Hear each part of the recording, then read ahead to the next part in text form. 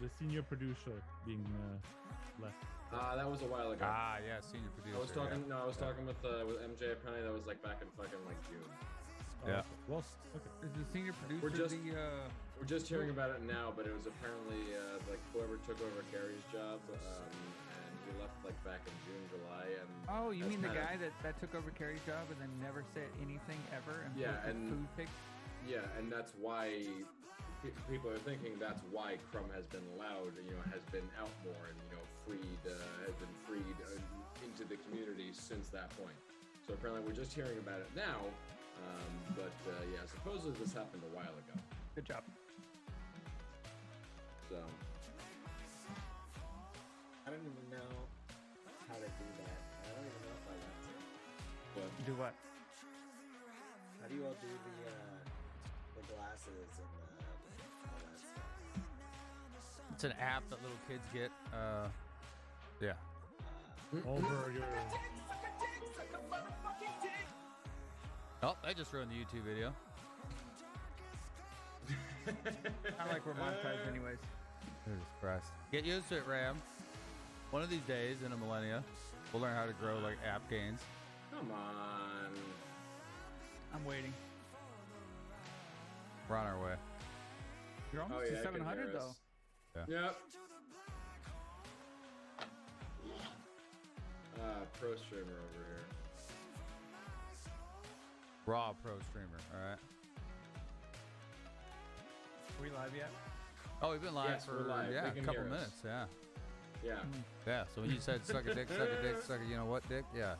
That was out there. Yeah. Yeah. Hello there, long live the galaxy of Grind Clip. God damn it, Ram. Man. That is loud. But playing more. that shit. Ram. That's like really loud. You actually gotta like turn your alerts down. What's up, Brad It's B? like a good twice as loud as you. No, it's not. Yeah, sure was. Yeah. Wow. It's loud. Guess what, guys? First time ever, all five of us here, right? Am I not mistaken? It's our first time, all five? All five? All five at the start. And Yeah. then Fredo had to go and screw it up and leave. It's alright. Oh, he's How back. about now? Well, now you're basically whispering. And it's lost all effect. Whisper to me, Ram. Okay. That's better. That's a good level. Yeah, just enough where YouTube might not be able to hear it. That's a good level. Just start too streaming on YouTube for hours at a time for AdSense. Yeah, that actually makes sense. What's up, guys? Gals? Hi. Hello, you. Hey. Yeah. What's going on? Apparently I'm on bottom today. What's up, everybody? Oh, look who's Nice, bottom, right in bitch. the middle. Don't worry, Let's Ram go. will change it. I told you. It wouldn't take long. Oh, As soon as he heard you whoa, say it, Ram he was already is on working top on it. of Mort? What is going on? He was already working on it. Oh my god. It's the first time. Be easy on us. God. Yes. Full of clowns. Full of clowns. It's more fun that way. Hello, Battalion. We are back for the roundtable. With me, I've got Senator Fredo. I've got Reekeepea. I've got, well, me. We've got The Wolf, and we've got Rambam001 ruining the algorithm of YouTube. But it's going to be a good show. Who's in the chat right now? We got JT, a.k.a. The Troll. Plasma. God damn it, Ram. What? Fry Bean. Reekeepea, always in chat. He's a multitasker. Lord Vader. First one popping in with the eyeballs. Where's my stalker? Where's my stalker? Yesterday was his birthday. Wonder if he got himself. There he is. Ah, look at that. He called him out. There he goes. Perfect timing. Called him out. Look at this. Mace is trash. You see that, Ram? What's up, T-Lo? Hello. Hey, Tilo man. What's up? What's up? It's a good day to be Battalion. It's a good day to be Battalion. So, what's up, Cobb? We got a lot on the agenda today. We had to put some off, all right? But I don't think the algorithm will catch that. You can keep doing that if you want, Ram. I don't think there's a lot going on. So we'll put together a nice agenda that we're going to talk about. And we're going to see if you guys can prove me wrong about a couple of things. Reekeepea is pretty fired up. Ram Bam's pretty fired up. You can see Karen over there wearing the little bow on her head. It's going to be a good day. It's going to be a good day. So where do you want to start there, Wolfie? Talking about GACs while they fill in? Was that Ram playing music this whole time? Nope, that's definitely more. It was more. Okay, that sounded like Ram trolling music over there. Good job, Mark. Oh, is my music coming through soon? No, you're good. What's up, wise man? Yeah, so we got a lot to talk about. I figure we'll start with the lighter fare, the appetizers, if you will. Just how's everyone's GAC going? We're at the last week of the season. It's a full 5v5 after the changes. There's been some crazy matchups, some crazy battles. I want to know how everyone's doing. God damn it, Mo. We're starting out. Well, we know Mort's undefeated. That's an afterthought. So what you're saying is, let's save the best for last. Got it. Check. How about you, Fredo? How'd it go? I will still get Kyber, but I've actually had a couple run-ins with executors that have cost me 2 losses total, and it was rather disappointing. But I'll still make Kyber, no problem, and we're good to go moving forward, and I won the rest. But Executor, man, I don't even want to get started in how much I hate that ship right now. Oh, we'll get into it. We'll get into it. It's a great ship. I love it. Shut up, Ram. How did yours go, Ram? The ones you signed up on. I signed up on all 4 weeks, first off. No, I forgot to set defense. I won yesterday on the main, obviously, because it was an auto set, and I full cleared. But I lost on the baby because I forgot to set defenses like an asshole. I confirm. And I am not undefeated, unfortunately. What's your record on the main? Take my first record on the main. Ooh, what am I? This round. I think I actually have a losing record right now. Oh my. Ooh. All right, next. Let's see. Oh my. 2, Moving 2, on. 1, Reekeepea. 2, 1, 5. No, I'm tied. I'm not losing yet. Oh, you're 50-50. Okay. Yeah. How about you, All Ricky? You see, GAC is actually going well, and you know what I've noticed this GAC? I'm able to counter GLs even if my opponent has more. So I had this one match where my opponent had 3 GLs. He put all 3 on defense. I only had 1.5. So I had my Relic Aegis OKR and I had my G12 Jedi Master loot. And just with that, I was able to full clear the opponent regardless. So counters on some GLs still work. Good. There's ways to go around them. Yep. I faced my first Executor as well, and I was able to counter it. With the help of one of the viewer. Like, one of the viewer helped me to do the counter, but with a negotiator counter, with Fun Sack, and Jedi Knight Anakin, and I think it was the Y-Wing to start with. I was there for that one. That was a good one. Exactly. Yeah. Really You weird. Wolf, you proposed something, and Fight proposed something else, and it worked. It was a 4-star. It was a 4-star Executor, not a full-blown 7-star. I've had to 2-shot them, and I've gotten a lot of 7-stars, but I've always had to 2-shot them, and I get through them, but it fucks up the banners real bad. And the one time I lost, I did not get through it. And that was what it came down to in that counter. You know, what I was talking about, I believe was a little bit more reliable, but it very likely would not have gotten you the 58 banners that you needed in order to actually get the win. So I mean, it's picking your battles, you know, seeing what you can do. I mean, I'll be honest, I've mostly been facing 7-star Executors, and those ones I've mostly been 2-tapping. I've been stubbornly throwing in my Rebels, thinking they can do something, and I'll get 1 kill, and then I'll come in and clean up with Malevolence, and that's how I've been dealing with them this whole season. As mine is parked on offense. Parked on defense, just because I want my opponent to have to deal with that. If you're bringing yours on offense, why aren't you? I a word, all right. English harder. Yeah, I'm working on it.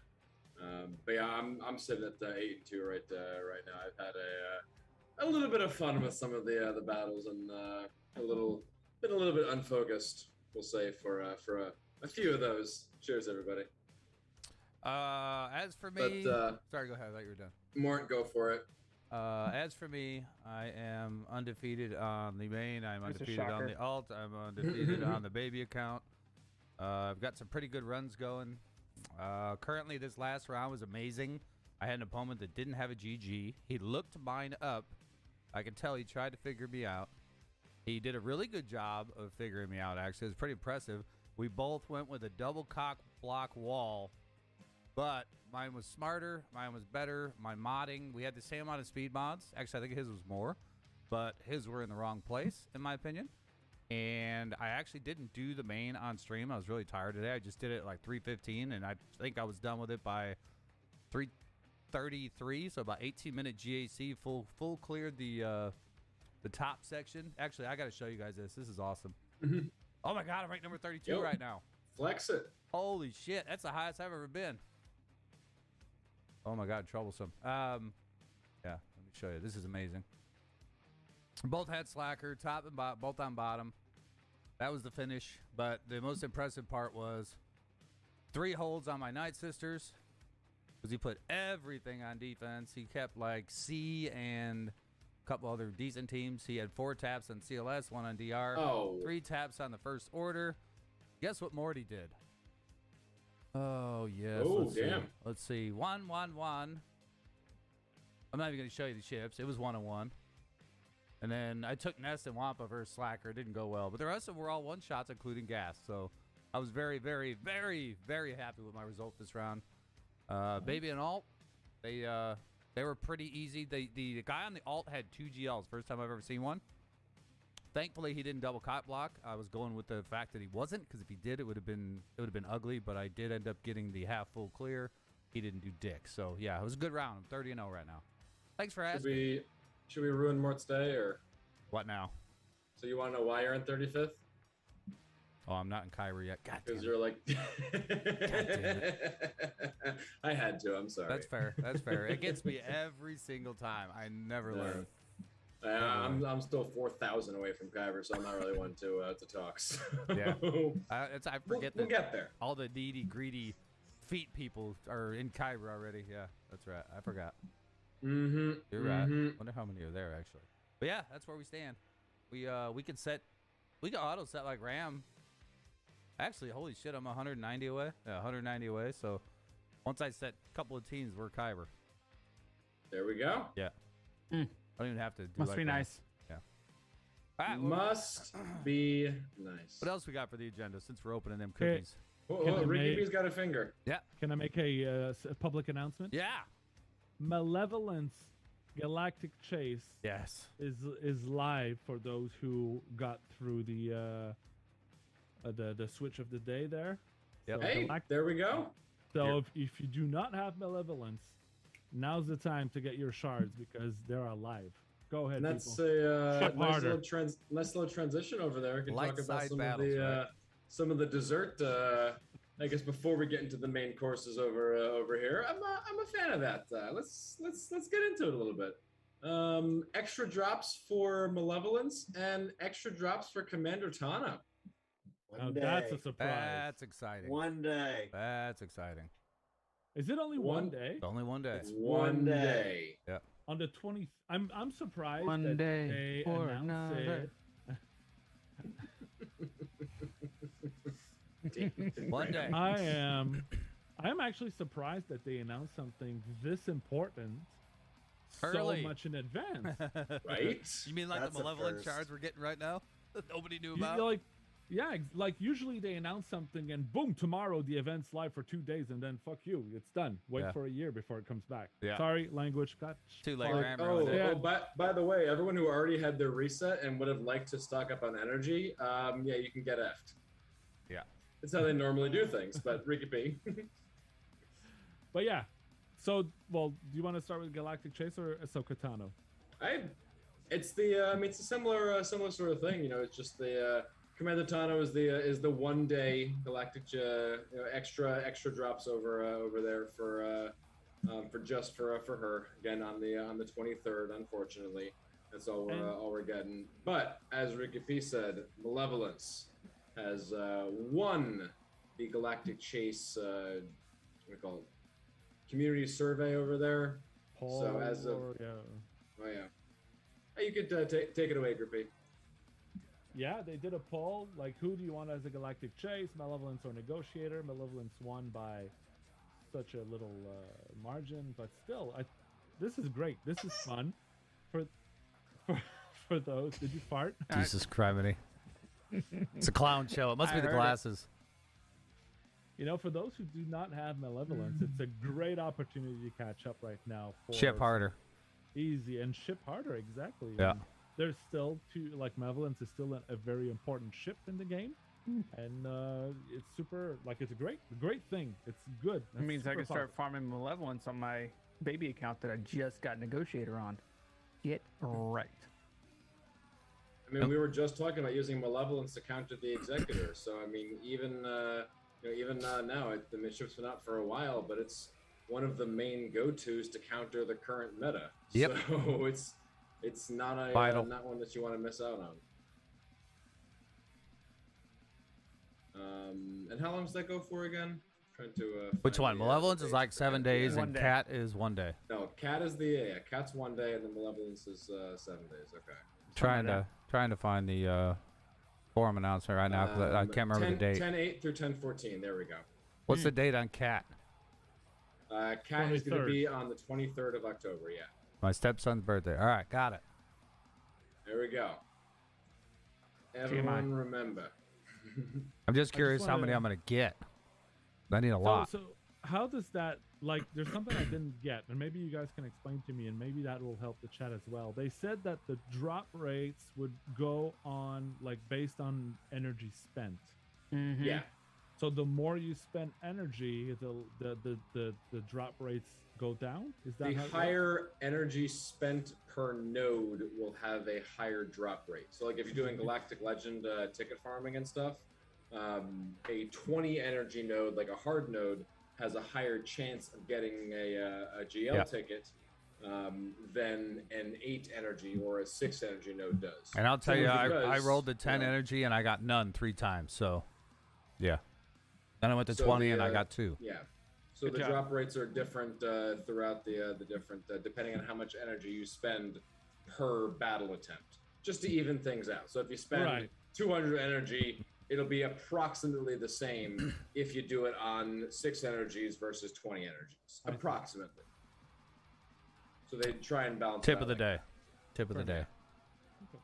Make sure that you roll on the higher ends. I learned the hard way. Yeah, perhaps we play a little game called Just a Tip. Damn it. Just for a second. Just to see how it All right. Huh? I mean, it means it allows you to keep on farming whatever you were farming before. So, like, originally when the Galactic Legends came out and the ticket farming, it was just you do a battle and had a chance of getting a ticket. So everyone was doing the 6 energy nodes, and stopped farming Kairos, stopped farming shards on things that they needed, so they could do that. But this system, you can farm whatever you want and still have a chance to actually get the tickets that you need. Similar percentage. Okay. Well, the Malevolence is pretty much free, but like you said, you want to roll the higher end nodes in order to get to those. Which, and I 100% can tell you that the 20s dropped almost every time. So that's the way I'm going to try to stick. It's going to be hard to do because I got every character. I don't know how I'm going to do it, but I need that Malevolence finished. I know I've got it finished off on my main, but on my other accounts. So. For most of us here, that's just going to be shard shop currency. Except for alts and whatnot. Mm-hmm. Yep. For the most part. Yep. But still a very nice catch up mechanic for newer players. Yep. It is for the new. It's also for the players that are in contention with me that aren't shipping harder. So it kind of pisses me off in a way because I've worked so hard to get there, and then they're going to give them to them free. Yeah, sucks. Oh yeah. It's not. I see why you say free, but it's not free. They still have to run the nodes to get it. Yeah, they do. You're still gonna have to refresh for it, right? Yeah, but they didn't have to TB to get it. There's a difference. So it's like Watt being in the store now. You saw that, right? You can buy a Watt now. So the times are changing. It's unfortunate, but that's just the way the game goes. I'm okay with it. It's just it just sucks. I don't. All that hard work kind of just feels that way. Now I know what a whale feels like without being a whale. So. Well. You got benefit from all that hard work for a very long time. Oh yeah, for sure. And now everyone else is just sort of playing catch up while you're working towards the Executor and the next big thing. Yeah. And they're just continuously playing catch up. That's been the story of my game too. Is every time I get to you guys remember when I got Ways of Quest, or the day Ways of Quest came out, I had all the damn ships the day before, and then it came out, and I was like, God damn it, here we go again. So I'm constantly one step behind CG, but yeah. Anyway, what's next on the dice? Wait. Ways of What's Quest. the story of the game? Are you salty, Mort? Is that salty, Mort? I'm a little bit salty. I've had a bad day, so I'm not surprised it's coming out. Oh, is it time for some salt? Yeah. Is it coming out? I think I'm feeling a little bit of salt coming our way. Fine, let's bring some salt. Let's get into some arguments. Let's get this hot. Let's get this rolling. I don't know how today went for everybody else. My guild managed to get a win over there, but this new TW, hot. Oh man, hot. That's all I gotta say. Reekeepea, take the floor. That's the best lead-in ever. I'm gonna get my tea. I'll be right back. New rewards for TW, yes. Divisions for TW, yes. More battles, more defense for TW, yes. Why didn't you just say the numbers before the thing went live? That's my only single complaint, honestly. You're doing changes, you're doing major changes. Just put the fucking spreadsheet that says how many GP will get you, how many defensive stuff on the field to prepare instead of getting hit in the face once it goes live. But what would that have accomplished? TW officer could be prepared for one. How many TW officer went when the thing went live? Yeah. What am I supposed to do? Oh my god, I don't know what to do with this. Because I dropped 800 banners on defense. Mm-hmm. Yeah, but you're special, Ram, all right? Not sure. Oh, we know he's special. No, As the TW officer, I can tell you, it was pretty hectic. I mean, we only had 27 the first time because we were down like 6 people, and then this last time we had 39. What's up, Morty? And it was the hardest part. I mean, there was a little bit more planning. It took a lot more pushing to like get people to actually drop defenses into squads. A lot of like reaching out to people. Hey, speaking of pushing, don't forget to hit the like button. And then on the flip side, attacking took a lot more time on TW officers for sure. I'm definitely glad that there are 3 TW officers in our guild that are all pretty active and were there to pick up when the other one, needed to go to sleep for a minute or something. But it was a lot, but not the complete end of the world. What's going to be hard is getting used to how much defense to set. And still being able to full clear. There's going to be a lot of times we don't full clear anymore now. But that's the thing, all right? 2 things. Full clear shouldn't be a thing anyway. No. Right? And doesn't matter. Okay? Doesn't matter anymore. A win. Like, full clear shouldn't be a stuff, and regardless. So I'm fine with that. Getting the whole, like instead of 20, you need 40 to place. We'll get used to that. We'll plan. We're going to know. The thing is, for the first TW, no one knew. We just got blindsided about that. That's my only complaint about TW is like, why did you release all the information but that? Like the matchmaking has also been pretty shit for some guilds. Like they were supposed to have fixed it. It got a lot worse for some people. Like our matchups, we just way overpowered the past 2 guilds. It was just devastating for them. Twice as many GLs, just brutal. So not all the matchmaking has been terrible. There has been some good matchmaking. I have heard of some absolutely like horror stories over there and some of the matchmaking over there, where like 50 people signed up on both guilds, but they were matched up like 70 million GP difference.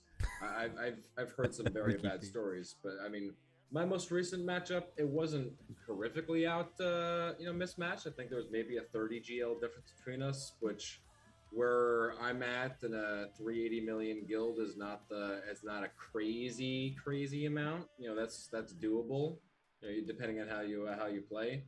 But just so we don't gloss over something like Reekeepea said earlier, full clears in TW really don't matter. We were talking about this a little bit on Mort's the last couple of days. I know we talked about this a little bit, but this isn't GAC. In GAC, you got a whole season. You gotta get enough banners to hit Kyber. Gotta get Kyber. It's a cumulative thing, and you need to be putting in all the work and getting all that done. TW is just TW. If you win by one battle, or if you win by the entire zone cleared, full clear versus nothing, it makes no difference. You get the same rewards. So if you want to go a super heavy defensive strategy, that was fun, so you Pills. don't need to coordinate as much. I know we were talking about this with Reekeepea, with Ram, with all of you guys recently. It no longer really matters. It doesn't really matter all that much. The win matters. That's it. That's it. You don't need a full clear. You can win the front wall and you're rewarded. Yep, you can take one down. They don't attack. You win. Plain and simple. You get full rewards. So good planning. Get full clears out of your goddamn skull. Unless you're up at like Mole Pills' level, they're going to be competitive. But the average guild isn't going to full clear on a regular basis. Those days are gone. Gone. We still full clear. The other part I wanted to bring up too, and I tell these guys all the time, its participation is going to win 95%. If you've got a guild that participates, it could be around. If you've got a half Aussie one that could do it in the middle of the night is awesome as well. You know what I mean? That's where you're going to get your benefit, your people to actually show up. We've got a guild full of like 10 people. We were making a comment in officer chat today. He said, Porkin said, I feel like I'm talking to 10 out of 50 people every time I post something. And I was like, no, you're really talking to 20. The other 30 aren't paying attention at all. The other 10 don't talk, and then the other 10 are active. It's just the way it goes. But when it comes to TW, 95% of them are there. So they don't say anything. They preload. Don't say anything. But, it is what it is. Yeah. TW, quit full clearing. I haven't preloaded in a very long time. Well, maybe you need to pull it out more often. A day? You just spent a week at Mort's. I'm sure you preloaded a couple of times there. No, he's talking. He's talking about TW because he doesn't do TW. He doesn't do TB, so he can't preload. You have to actually take action to preload. If you don't attack, you can't preload a team. Exactly. Yeah. He actually did make one attack. I don't know if it was this last one or the one. I think it was the one before. One attack. He made one attack. I noticed it. I think I took a screenshot of it. I literally. I don't even know because he set so much. I have no idea what he used. But You want to know what I used? I'm kind of curious. Phasma lead. Oh Wampa, no! Oh my God. Nest, armor, and Watt. Against Nice. what? Some Jedi team that was already like trashed. We were missing like 2 characters and then preloaded, and so I was like, all right, well. Yeah, I can clean this up. Yeah. MVP over here. Mace was probably in there then if it's a No, Jedi Mace was on trash defense. team. No. My Mace was on defense. MVP over here. No, you're saying the team you were facing, if it was a trash Jedi team, then Mace was probably on the team. Oh no, it was a JKR team with Thank you, Wolf. Basti and. I got you, Yeah. MVP. Don't worry. Someone's following. I got you. Oh, I'm following. I'm just ignoring. There's a good point by LV too. Is like 24 hours. We don't feel like it's enough time because there's so many teams down. That's a valid point. I think 36 hours should be the minimum, kind of like TB, to help rectify that. That's too long. But at the same time, for me, the way my guild's set long. up, and they're so used to doing 24 hours, I actually, for my guild setup, I like the 24 hours. I think it actually gives us an advantage. Yep. What's up, Evo? You can't say it's too long if you never attack in TW. Yeah. It's too long because I want my damn rewards. Yeah, exactly. Yeah, you have different motivations from everybody else. I do have different motivations, but it's still too long. And no, I'm not talking about more light switch. Motivations. Well, I mean, to echo a lot of what Reekeepea said earlier, the blindsiding, the lack of letting us know what's going on, the lack of having enough time to do all the attacks, it just feels like it all sort of piled up at once and just became this whole huge thing, which just blew up over the weekend. And it was like, hey, Friday, FU, enjoy your double defense teams. That sounds like a great idea over there. I think that you do need more time. Because as soon as I saw how many teams were there, I messaged my TW officers and we're like, all right, guys, you need a hand? What's going on here? Let's plan something out, get some defenses set, see what we're doing. I immediately reached out to see if we could get something going because realizing, hey, we got to set 48, 49 teams on defense is a lot. It is no small task for the higher guilds. And like Molpil said, facing 50 R8 Lord Vaders sucks. Yeah, it's got to suck. So I will say, I get why everybody's upset with the whole, we wish we would have been told earlier type thing. But honestly, in this particular case, and again, like I said, I don't play TW. I go all full defense, right? All 3 accounts, I go full defense. But in this particular situation, I'm actually glad that they did what they did in the sense of just ripping off the Band-Aid. Yes, does the communication suck? Yes, but I would have rather them just ripped off the Band-Aid like they did, rather than, here's what we're gonna do, and you can start prepping for it, and imminent doom is coming. And then a month or 2 later, hey, now we're gonna release this update, and we're gonna give you literally 1 day to actually anticipate that the update's going live. Just peel it off. Even if in their post, okay, I agree. Peel off the Band-Aid, rip off the Band-Aid. Do that in the post with the TW update. Don't say you need to set more teams. Say, hey, you're going to set double the teams. Just a little bit. But it's not double the teams for everybody, though. That's the thing. This second TW went a lot smoother now that we had even a couple days of heads up to know what's happening over here. Reekeepea is raising his hand. I'm calling on Reekeepea. He's the polite. They said it for GAC, what we're going to be, all the teams place. Yes. Why didn't you say it for TW? Because GAC is not dependent on how many people sign up. That's the reason why. They just didn't plan it. They just forgot. They didn't. That's the reason why. That's a okay. They can give a general idea. It's literally TW is literally dependent on how many people in your guild sign up. If you have a 380 mil guild, yeah, you might end up having to set 55 teams. But if only 20 people show up, or 25 people, which is the minimum to start TW, I'm surprised I even know that. If only 25 people sign up, you're not setting 55 teams. Me too. So it doesn't matter at 380 mil at that point. They can give some sort of general, more teams Cowboy. Is different from double the teams. They're very, very different things. And that they could have expressed that a lot better and given some time, some heads up, even a day. Because in Ram, if you're not doing any, done any difference. If you don't TW, no. If you don't TW at all, for me as a TW officer, that extra day would have been big. Just to give a heads up. This second TW was so much smoother because we knew what we were facing going in. We knew we had to set this many teams. We had everybody with the mods ready, with this ready, getting everything planned out. It was a lot easier than the first one. 100%. To your point, Ram, you say that it doesn't matter if they share that information because based on number of people that joined, the GP would have been this. Still, you could have encouraged people to join or not join based on that information to say we want to hit a certain rewards or not. And when they released the GAC information, it was based on your GP. So it's the same thing. If you join GAC, you have a certain GP, you get a certain reward, or you have to play certain teams. There is encouragement. There is encouragement. There's encouragement to join TW. You know what that is? It's called Relic 9 Mats. If you want Relic 9 Mats, join TW. But it doesn't matter how many teams. You know how many people they would have turned off? It's a ploy, and it's a good one. But you know how many people they would have turned off had you said, hey, you know what? We're going to double the amount of teams that you're going to place down on defense. But if you want Relic 9, here's how you do it. Now, the easy way is just to say, hey, Relic 9, this is how you're going to get it in TW, 300 mil or above. But increased divisions are going to have increased defenses. Succeeded. It was needlessly vague.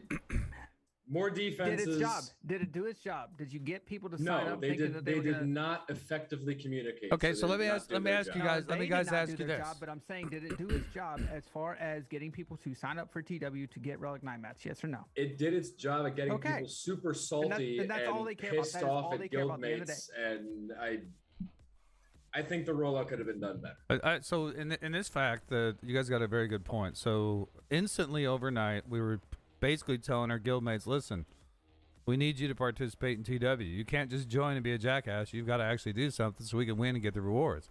So that is frustrating.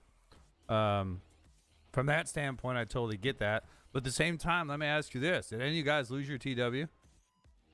The first one we lost. The second one we won. Okay, we won all of ours so far. We won both of ours. I think we're like 15-1 right now. Yeah. So I think a lot of it comes down to now Fredo's at a little bit higher level. Wolf's at a much higher level. So of course it becomes more competitive at that level anyway. So I could see where, but like at our level where we're sitting at currently, where I'm at, it really does come down to participation, and we had people still participate because that's what we require of our people. Before we used to say, sit out if you're not going to play. Well, 5 people would sit out at most. So now we basically just got to have 5 people show up and get them to play in order to get the better rewards. Because I know we're at the border right now at 279 to get that relic material on a loss. So when we hit 280, everybody's going to have to be in there for the full GP, because even if we lose, we still get that relic 8 piece. So win or lose, it's not really going to make that much of a difference. It's 1 piece. I know the rest of the gear and stuff like that is much better, but I won't be so mad about it as long as people are signing up and making attempts. But that's just my opinion. And the other point as well is now they switched TW to be a more offensive geared game mode, because that's what you need to do to win. You need to make sure you coordinate and attack and win on offense, because setting up defense doesn't take long. You can set up defense within 10 minutes for your whole zones, where when you attack, you have to get through the walls and you have to coordinate to kill 40, 45, 50 teams. And you cannot just go ahead and kill everybody, because there's specific counter and you want to keep your other counters for what's behind. So it takes a lot more coordination and a lot longer to attack, and it's now focused on offensive, that game mode. Well, it's requiring people to be in game more often. So Well, yes, like you were. Sorry, go on. Okay, I was just saying real quick, like what Mort was saying with like where I'm at. I'm in a 378 million guild, something like that. So what we're facing in TW for the most part is a solid wall of Rays, and behind that is a solid wall of Slackers, and then a solid wall of Sith Eternals, because they felt like doing that. There's only so many things that everybody is going to have that's going to be able to take down a Ray that isn't going to take away from too many other counters that they may have for something else. So it requires the entire guild to all log in at the same exact time, within a given hour, 2 hours, whatever, time window. And everyone has to attack, everyone has to clear a zone, then wait for orders, come back again. There was a Reddit post. I don't normally reference Reddit posts very much. That summed it up pretty well. This is like how the challenge rank 4 was in the beginning. You had to get a ton of guild participation across different time zones all at the same time, and it was absolute hell for officers to try and coordinate all that stuff. Yep. This is the same thing, except 10 zones, 50 teams, and it's the same stuff, but even worse. So from like where I'm at looking at things, coordination for this thing is absolutely rough. Our last opponents did us a huge favor by giving us mixed zones. We were able to have orders say, you have a couple options here, a couple options here, so we were able to break down the zones a lot easier. But if we're just facing solid walls, coordinating is just hell on the whole guild. That's a lot to ask of people, to just be logging in constantly and just hanging out on their phone waiting for the next zone to be clear. It's a big ask. As far as I'm concerned, though, is we're getting better gear, and that's really all I give a shit about in the end. So we had a little bit of a different experience in Spaceballs, just because. So to Mort's point, so we're 287 million GP. We actually just jumped up to 293. And Mort's guild, the Alphas, our alliance member, is 280, so they're right under us. And we've been matching up even with similar type guilds, but the difference is like we had 4 Lord Vaders and 20 JMKs. The Alphas have 1 and 5. We have twice as many GLs as the Alpha, but we only have 7 more million GP, like across the board. And it's the challenge, or the thing for us is we set in the one front cell, we put all but 1 JMK, because they had 1 JMK in the last matchup. They had no Lord Vaders, and we put all 4 of the Lord Vaders in the front top.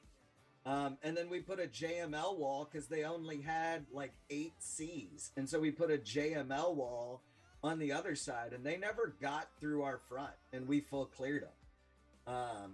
And so it was, if the matchmaking doesn't take into account number of GLs and or, you know, bloat, like, yeah, because it's gonna theoretically be really bad we for could some play people each other like at some point. skilled. Yeah. If we ever played each other, it would be really, really bad for Yeah. you guys. No offense. Yeah. But twice as many GLs and Yeah. and the level of play that we have. And the is just- it's participation. insane. Yeah. That's what they did Yeah. with the matchmaking. When they adjusted the divisions, they also adjusted the algorithms to assist. Now, obviously, no algorithm is perfect. Even YouTube's algorithms are not perfect. But what it does is It or what filters it's out supposed to cursing. do- I mean, what's wrong with YouTube? That's your fault, Ram.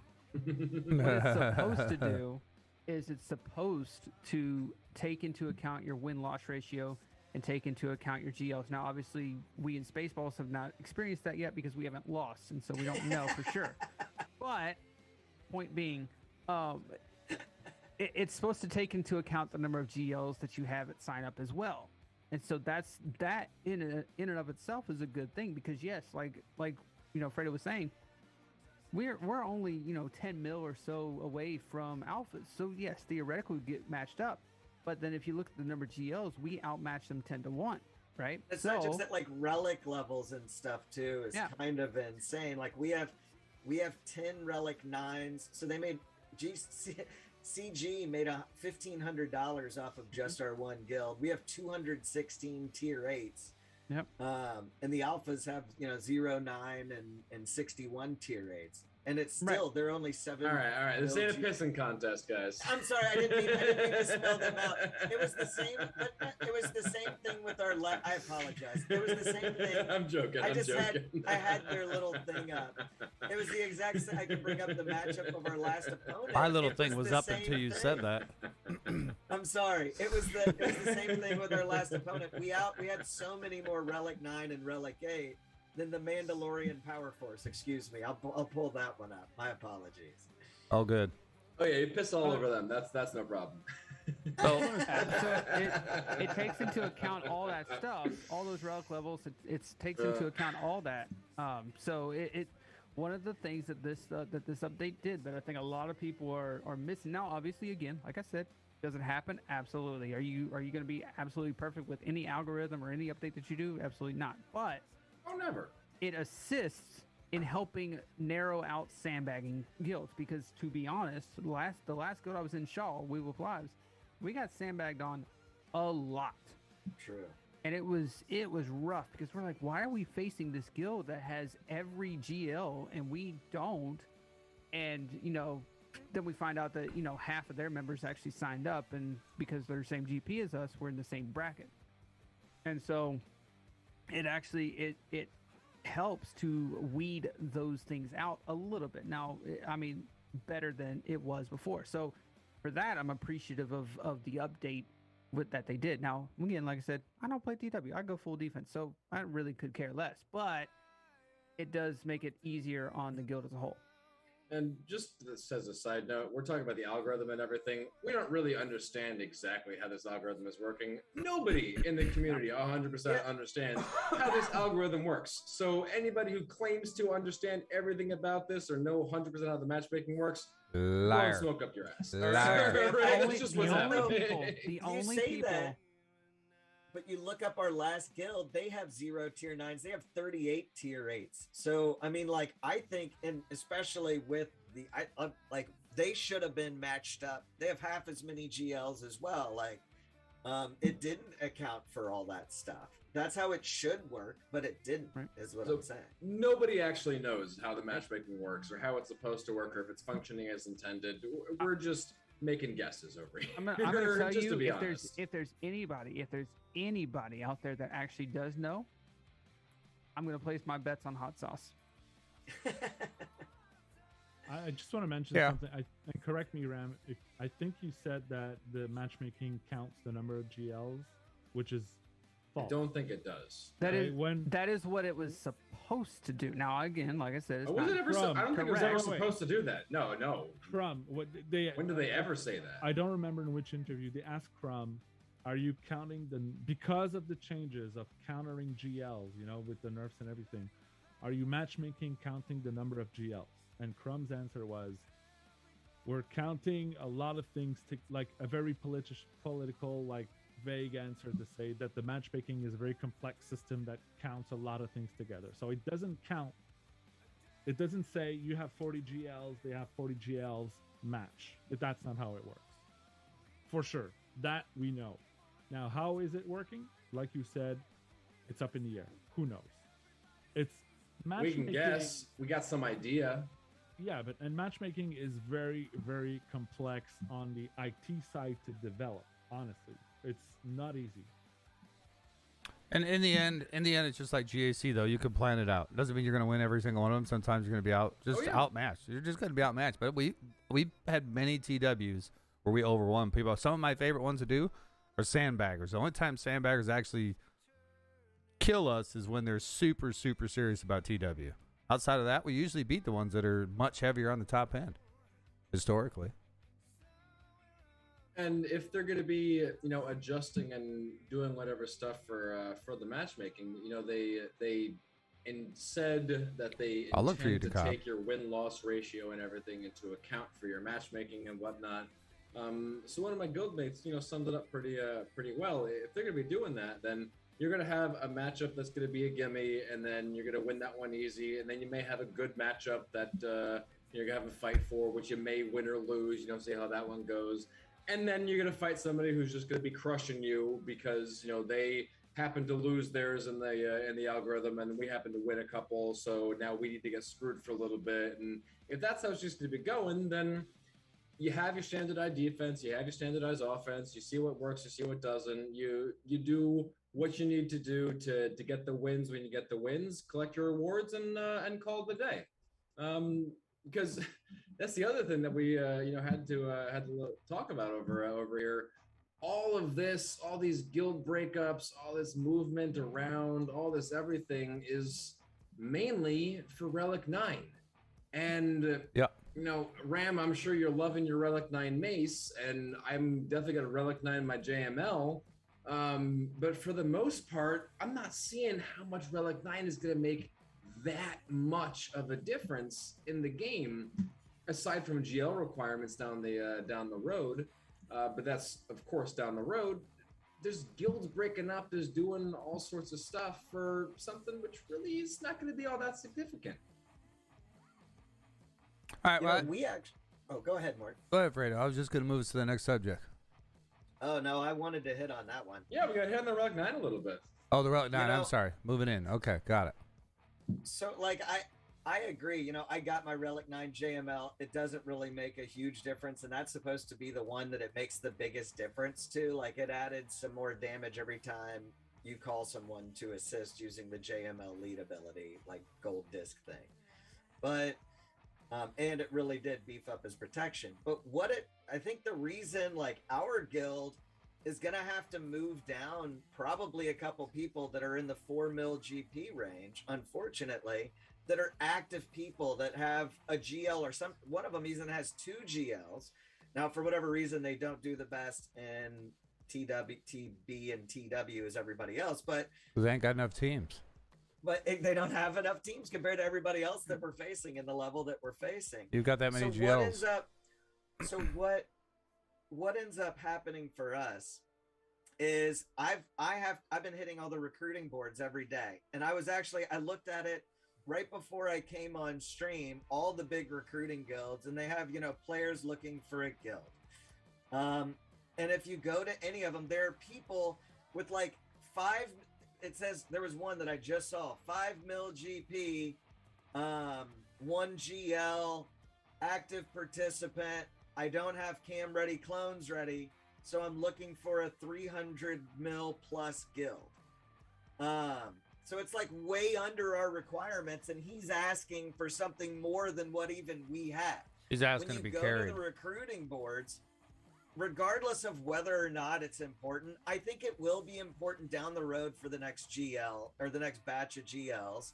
And regardless, you still are gonna need them, so you might as well get ready and have them saved up. I don't think you need to go out and spend on the packs and make a big deal out of it, and you don't have to. But if I'm only getting one every TW that I win, like, it's gonna take a long time for me to build up that to be ready for the next GL, and I need to at least be on that train for the GL. Now, that being said, the biggest thing for guild leaders and why we need to make that switch has nothing to do with me wanting Relic 9 and everything to do with recruiting and or losing people, because we have such focused rosters. I mean, we have people on our guild with 5.5 million and 4 GLs, including Lord Vader and JMK, that can get into a 340 mil guild. And we're going to lose them if we don't at least get to 300. And so I think it's more about recruiting, keeping people around, more so than it is that Relic 9 is such a big thing. I have to say something. It's been, well, like you said, harder to keep people around, and the recruiting is super active right now. It's a very tumultuous time in the game, because of the whole Relic 9 thing. You're just looking to keep people around, trying to get your territory wins and all that and everything. Because also, to be honest, aside from the Relic 9, they did increase the gear rewards. There are better rewards for associated with the TW. That is something that happened immediately. So that is a very nice thing to help with the gear crunch and help with all that sort of stuff. But yeah, there's a lot going on right now. The one thing that this did, that this whole TW switch up did, is I'd argue probably the inception of the game, honestly. You've had your people that have been wanting to go to the next guild level and be competitive and whatnot, and then you have your people that are comfortable with being competitive but still at a lower guild because they have friends, they have family and whatnot, they like their community, whatever the case is. This TW having Relic 9 put into it made a lot of those people reevaluate and be like, well, I think I can compete at a higher level, but I'm with my friends and family and whatnot, and I love this community, but I really need that Relic 9, and my guild's just not going to hit it. And unfortunately, it broke apart a lot of communities because those people want to try to move on to the next level, which was something that hasn't been in place for quite a long time in the game. There's been no reason. There's been really no reason beyond the initial raid that comes out, like Sea Pit or something like that. There's been no reason to really have you move a guild. Eventually, your guild's going to conquer it. Right. Eventually, your guild's going to conquer it. Eventually, your guild's going to get the rewards. It might just be at a slightly lower level, but you're eventually going to get the rewards. But you literally are gated by GP here. And so if you're sitting at, let's say you're at a 6 or 7 mil account and you're sitting in a guild that's 250, you're not going to get Relic 9 mats for a while. But you can certainly be competitive and go to a 300 plus mil guild. So it did shake up the environment just a good little bit. It's not the first time, when the Sith raid came out, it shook up a lot of guilds. When all these different things, there have band plenty of guild shakeups in the past, and I'm sure there'll be more guild shakeups in the future. But yeah, you are 100% right, Ram. This is a lot of shakeups going on, a lot of movement, a lot of this. But as we've talked about for sure, and like Eva was saying in chat, right now we don't really need it. Nope. I'm sure, 100% sure that at some point the next GLs are going to require one or more Relic 9s. But for right now, more damage than Master Luke, I'll take it. The one thing that you have to, one thing you have to look at is it worth it as a guild to go to try to get that Relic 9? And most guilds, especially if you're in that 300 mil bracket, unless you have a very solid win record, there's absolutely no reason to try to go for the Relic 9 mats. And the reason why is if you look at the mats, right? If you win, and let's say you win every single battle, you have to win consecutively every month 4 times in a row for 5 months to get 1 Relic 9. Yeah. 5 months. Guess what? Guess what's probably going to happen in that next 5 months or so?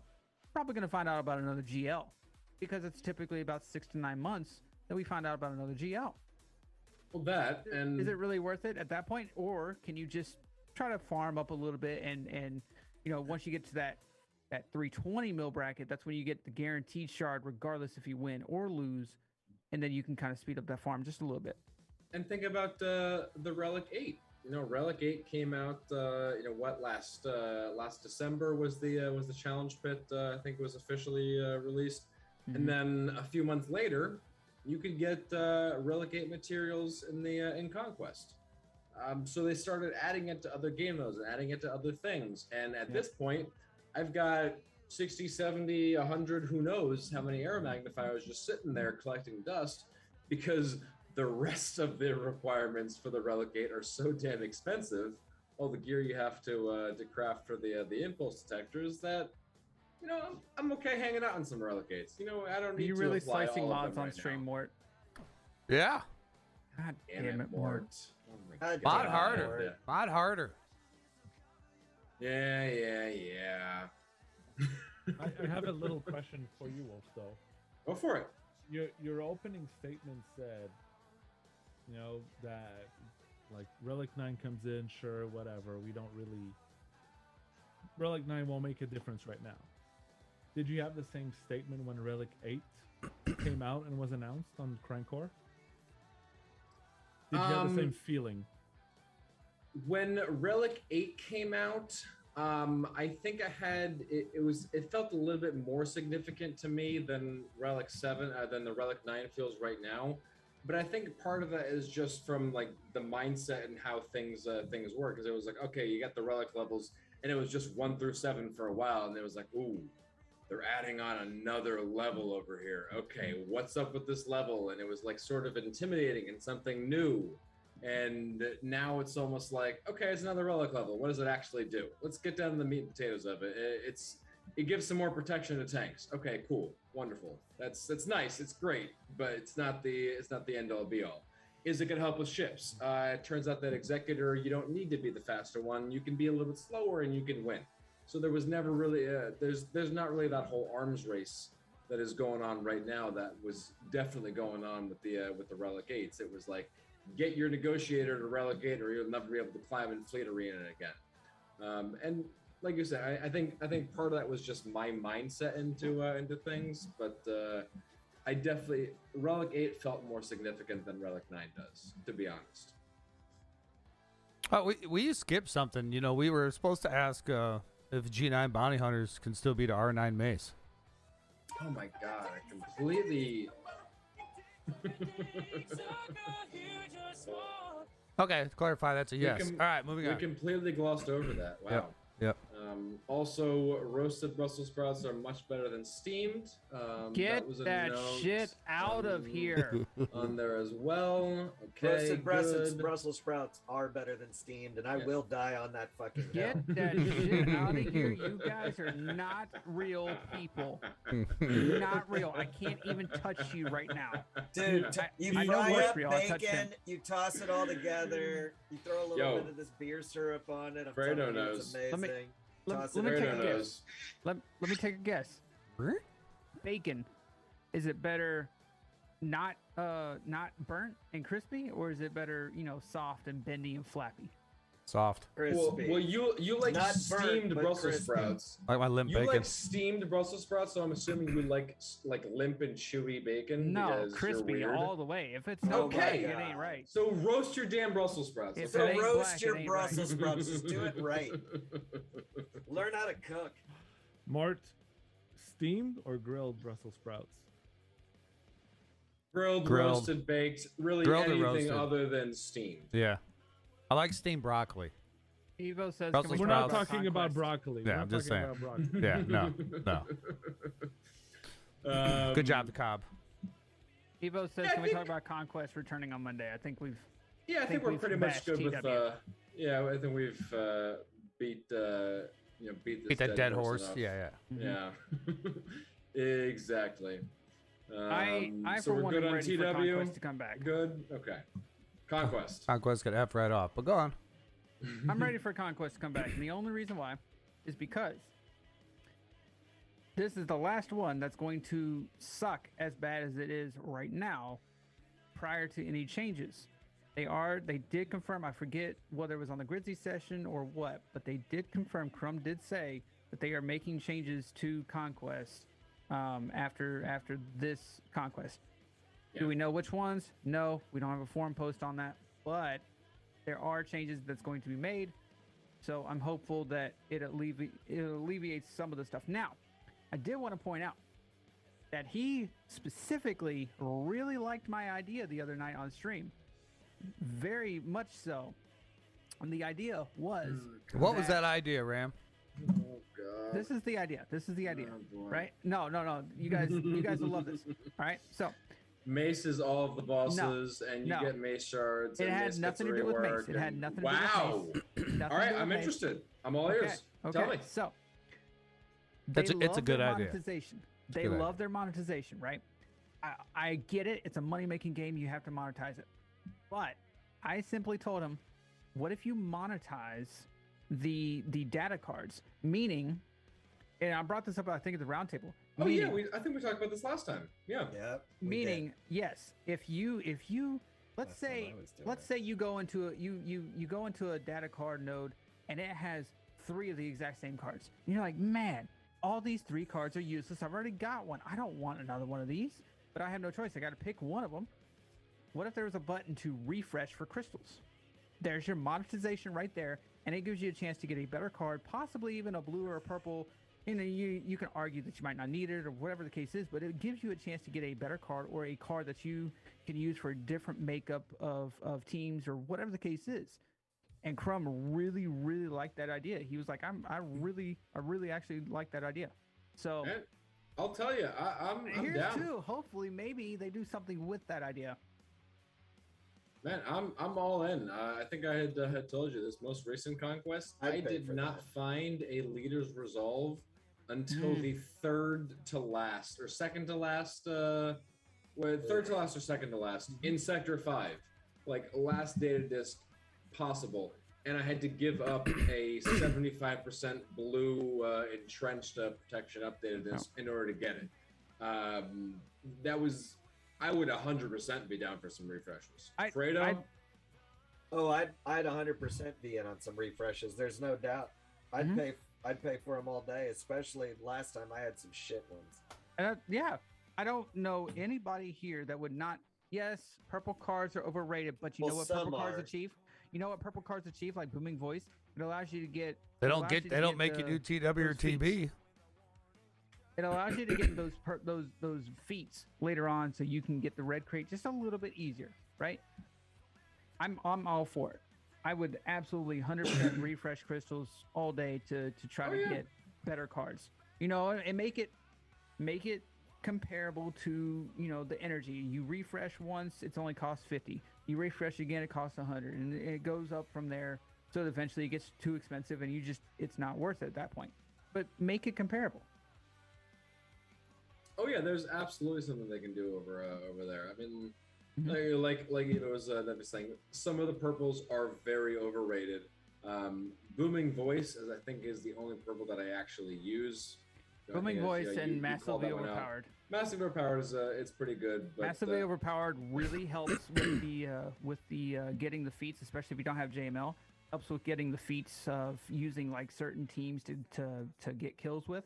Because you can simply pop Hermit Yoda and pop a couple of the cards that give you the buffs, and pop Grandmaster Yoda, spread all those buffs, and there you go. You've got massively overpowered.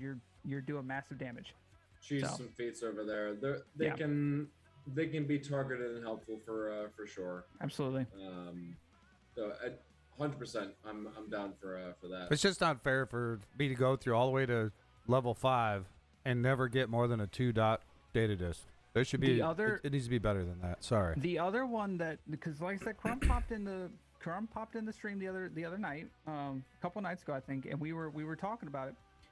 The other one that I poached to Crumb, and he wasn't as enthusiastic about it, but he did say he agreed. I think was his words, was that we should be guaranteed a purple card at the end. And I get it. Yes, people say it's overrated, but like I said, the purple cards help you achieve those feats later on. I said that the purple card should be guaranteed at the end of Sector 5 after the final boss. On 100%, you might not know which purple card you're going to get, and that's fine. But you should be guaranteed a purple card at the end of Sector 5. Yeah. Because to be quite honest, and I should have taken a screenshot of this, I saw a green after Sector 5. At the very end of Sector 5, after I did that boss, after I went through all sectors, I saw a green. That is unacceptable. You should not be seeing greens at that point. No, if you get that far, you should be able to get something to help you get the feats done. Plain and simple. Exactly.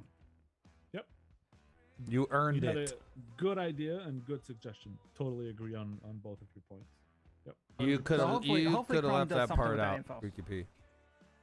Sorry? You could have left that part out. Swelling his head any. All right, what else you got? Like Eva was saying, Evo's giving us some purple discs for some of the lower tier discs.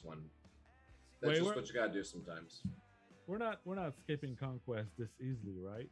Oh no, we're not done yet. No. I'm just calling out Evo's comments saying he skipped some purple ones to get some of the lower tier ones. Sometimes those are the useful ones. That's sometimes how it works. That's sometimes how it works, right? Yeah. You might see a purple card and you might be like, man, there was a couple times where I skipped out on a leader's resolve thing because I wanted the one that gives you the exposes, the blinding, the C3PO one. I wanted that card, right? And that's a lower tier. That's a great card. Absolutely. By the way. Sometimes the exposed Blind one is side the is great. exposed one every time you assist. Oh, It's yeah. incredible. Yeah. So I mean, there's absolutely certain times where you should. What I'm saying is, yes, you may have to make the decision to go after a different card rather than the higher tier. Oh, yeah. But you should at least have that option. The fact that you don't even have that option in Conquest at all sometimes, that's beyond me. You should at least have that option at least once to maybe I'll go after a purple card.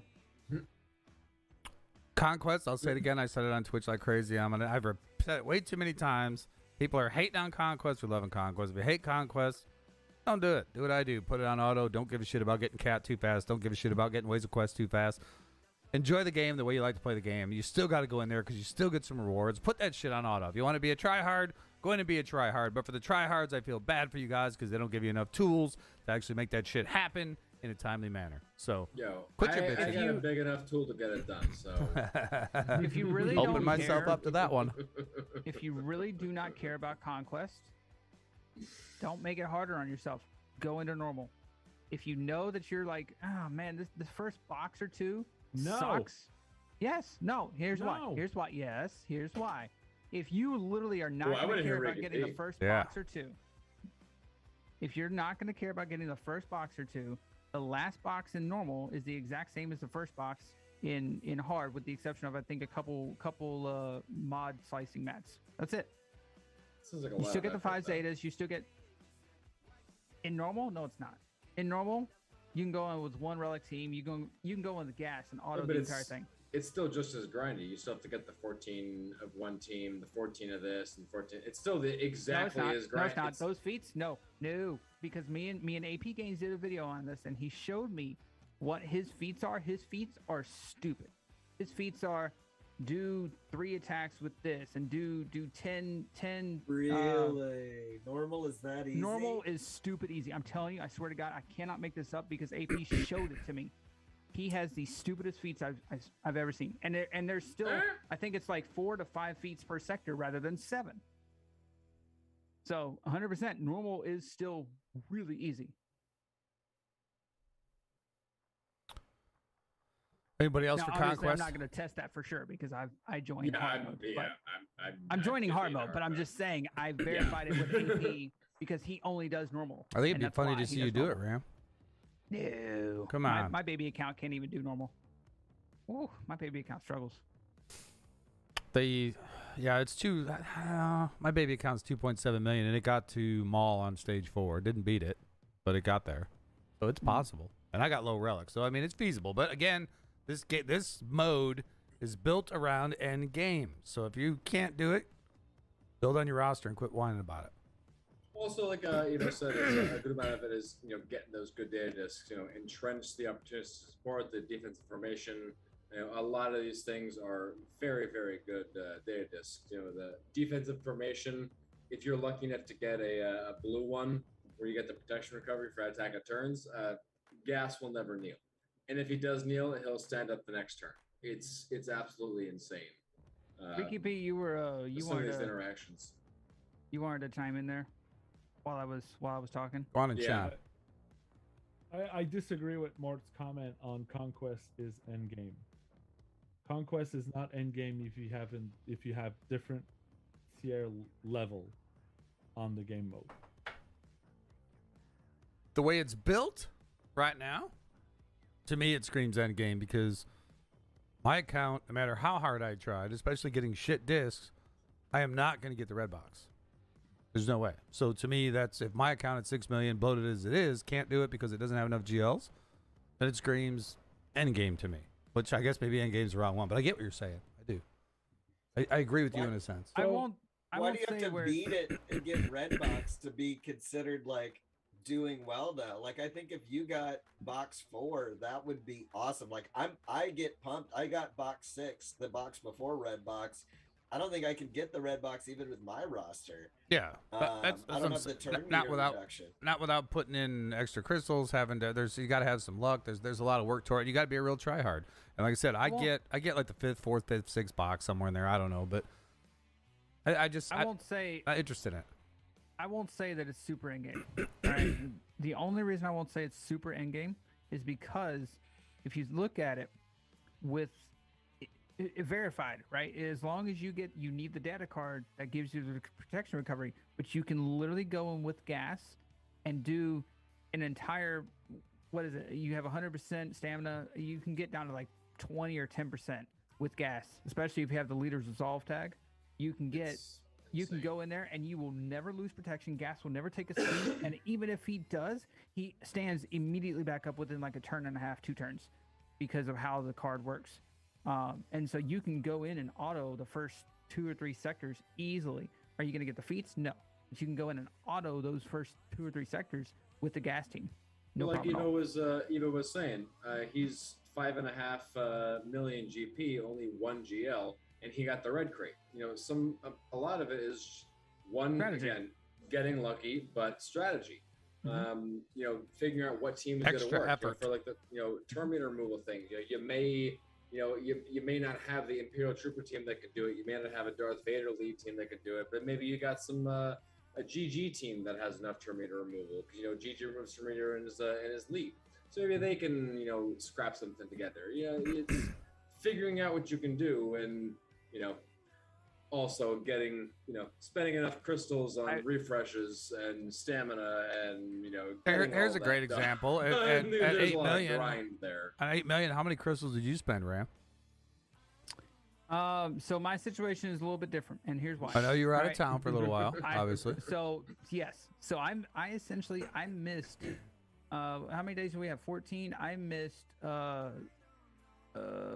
I hate math. Whatever 6 left is.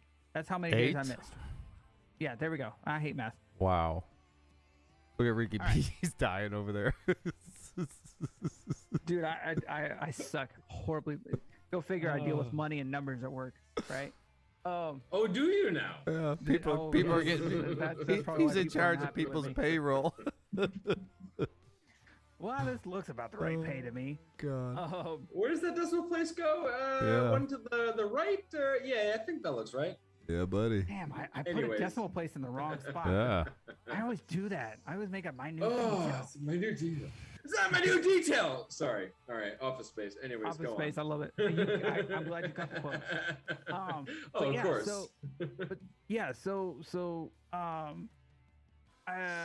What would I say? Oh, yeah. So I missed 8 days of Conquest, and so I had to refresh probably somewhere around in the 3,000 to 4,000 crystal range because I was dipping into 200, sometimes even the 400 crystals to make sure that I got the red box. But I did that to myself because I was on vacation for those 2 weeks, and I literally had no connectivity for the first week of it. The first time that I did Conquest, I probably refreshed maybe 1,500 crystals, and that's 3 or 4 days of top 5 in Arena and Fleet Arena. So that's not that big a deal. 1,500 crystals is not a huge deal. Well, the first time it was about $11 and a shitload of effort. Got it. All right, that's what I was looking for. I'm at 7 point. I'm almost at 7.2 mil. 7.1. I don't have 5 GLs. I only have 4. Excuse me, Ram. Wow. But I was doing my 50 crystal refreshes, and that's pretty much that you need to get it done. I'll admit, I got frustrated a couple times, and I was like, I'm gonna get that damn feat. I'm gonna get it.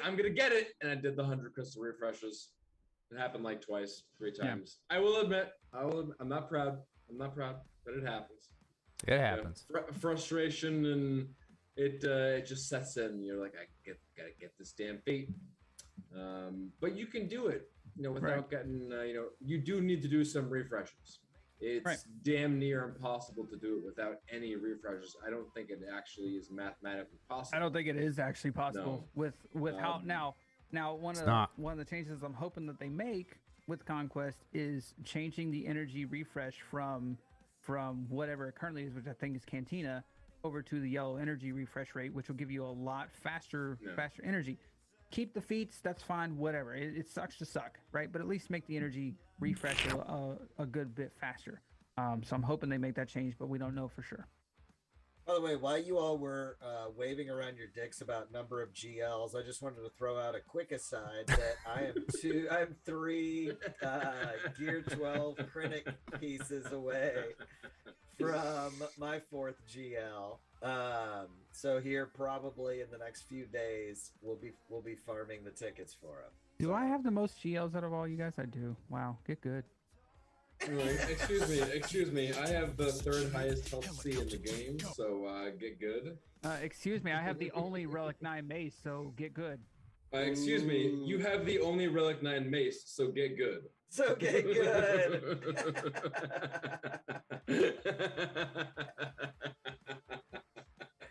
Got him. Got him.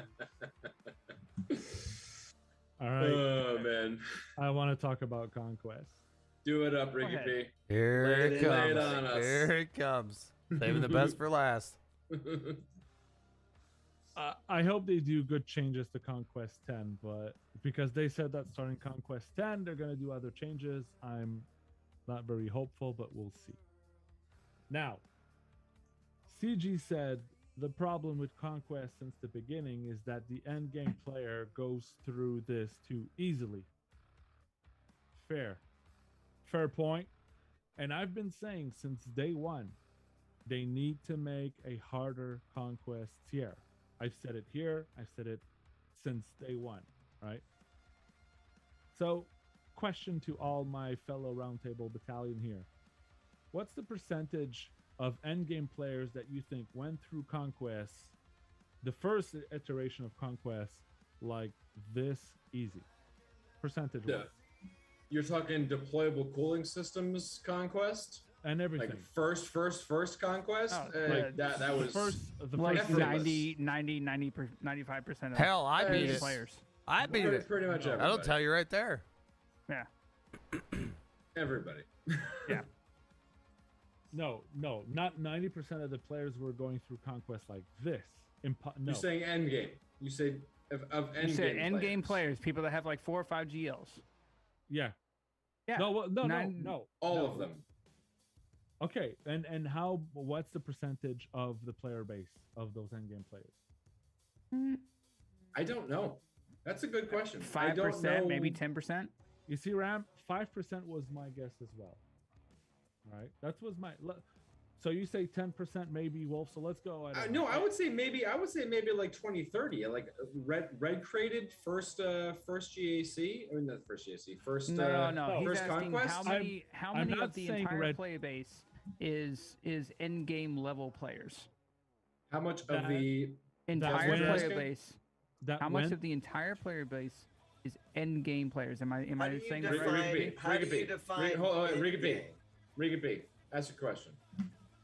Well, yes, Ram, what you're saying. What's the percentage of the end game player base that are really end game that went through the first 6 iteration of Conquest like this and found it boring because it was too easy? Found it boring because it was too easy? I didn't find it boring. Of the end game players, 30% I think would be a good guess. I would say boring is not a good word because a lot of people really enjoyed the deployable cooling systems because they could do some fun stuff with it. Mm-hmm. So I wouldn't say boring. But I would say probably 20 or 30% people that actually completed easy. it. Yeah. Was easy to make it through. Absolutely. Yeah. So when Conquest came out, I didn't have a GL. I got the red crate. While working on it, and I'm not end game player, right? But I was still very high. So I think that 20% is my guess is that there was 5% of the really end game player that just did Conquest like beats. Yeah, I got 7, 8, 10 squads to do everything. I'm done within 3 days, right? Because that's their complaint. That Capital Games, that was their complaint on Conquest. People go to 2, 3, 4 days, they're done, and they leave Conquest there.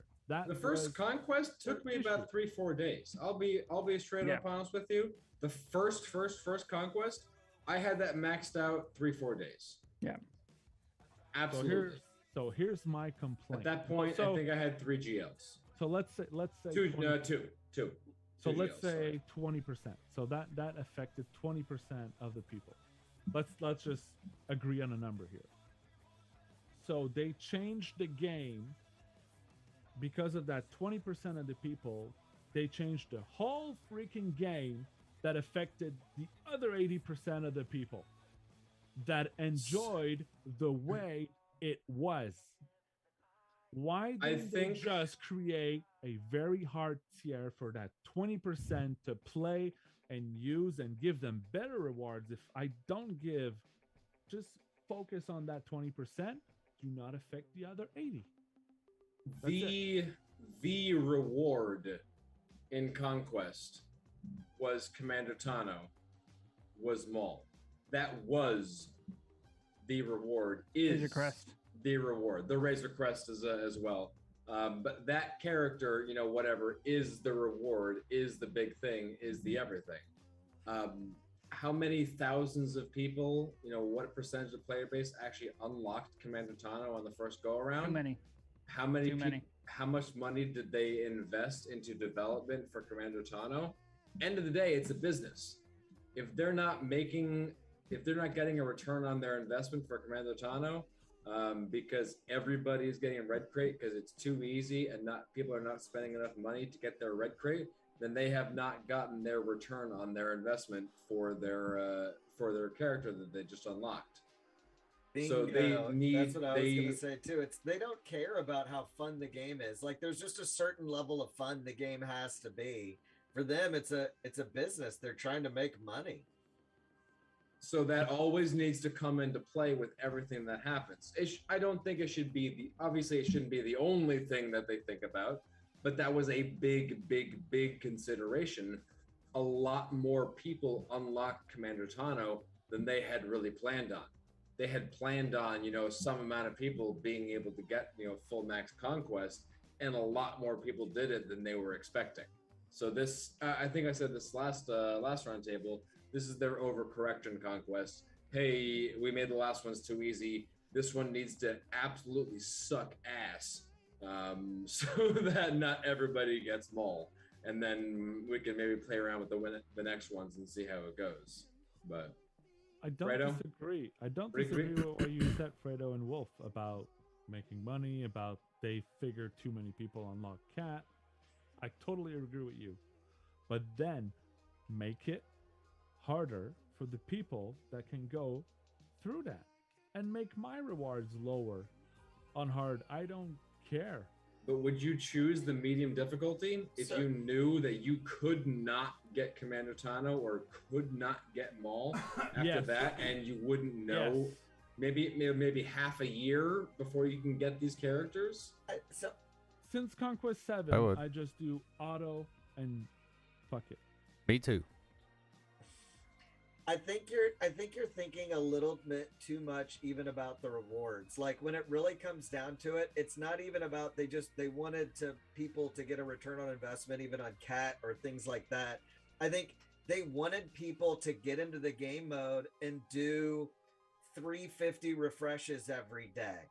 And they want people to gear up some of their tunes so that they can accomplish some of the feats to get done.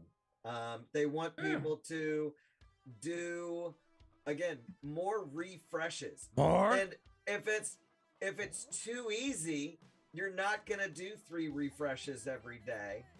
And it's not about the rewards for you. It's about getting somebody like you to enjoy it like you did with deployable cooling systems, but at the same time, get you to do 3 refreshes every day because that adds up to money in their pocket. In the end, it is about money. It is business. Fine. Make it very hard tier to do that. Leave me the way I enjoyed. It's not about deploying cooling system. It's not even about the rewards. I was enjoying Conquest the way it was. I found it challenging enough for me. I found that I was working for it. I found that was refreshing to do the stuff just to get through it. Now, the feats are so stupid that I don't care, that I'm not having fun, and honestly that Conquest change alone is making me want to stop playing the game. Okay, so let me put this to you this way, Reekeepea, right? People are asking for, give us more content, give us more content, give us more content.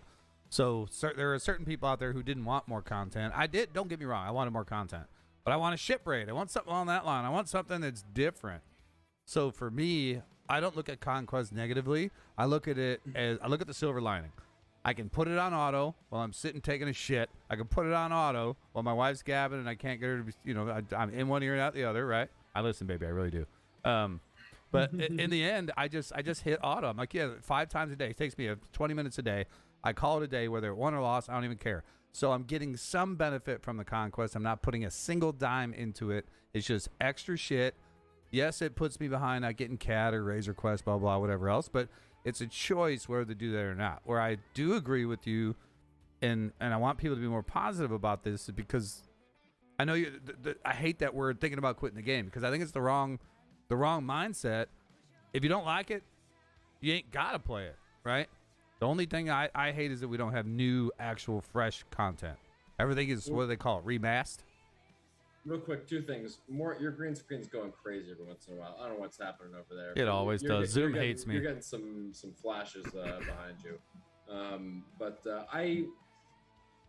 Of this type of game, I only play Galaxy Heroes. I played Marvel Strike Force for like maybe a month. Marvel Strike Force, oh yeah, for maybe a month, but it was just too much. It was just overwhelming. The blitzing and the everything, their version of raids, it just became absolutely overwhelming. But from what I understand, the conquest, the grindiness of this conquest and everything is similar to other games of this type. Dark Dimension in Marvel Strike Force is apparently way grindier. And you're just sitting there throwing your crappy teams and just watching them die, and you gotta send the same thing over and over and over and over. And people who are like other games watching us are like, oh, so they finally have a grind, and all right, so they're finally disappointed and everything. It's like, this is old hat for everybody else, and we're finally getting that sort of grindy game mode over there, and it's not even all that bad. But here's the thing. Here's the reason why they updated it, right? You wanted to know why they didn't just make a whole new mode. Right.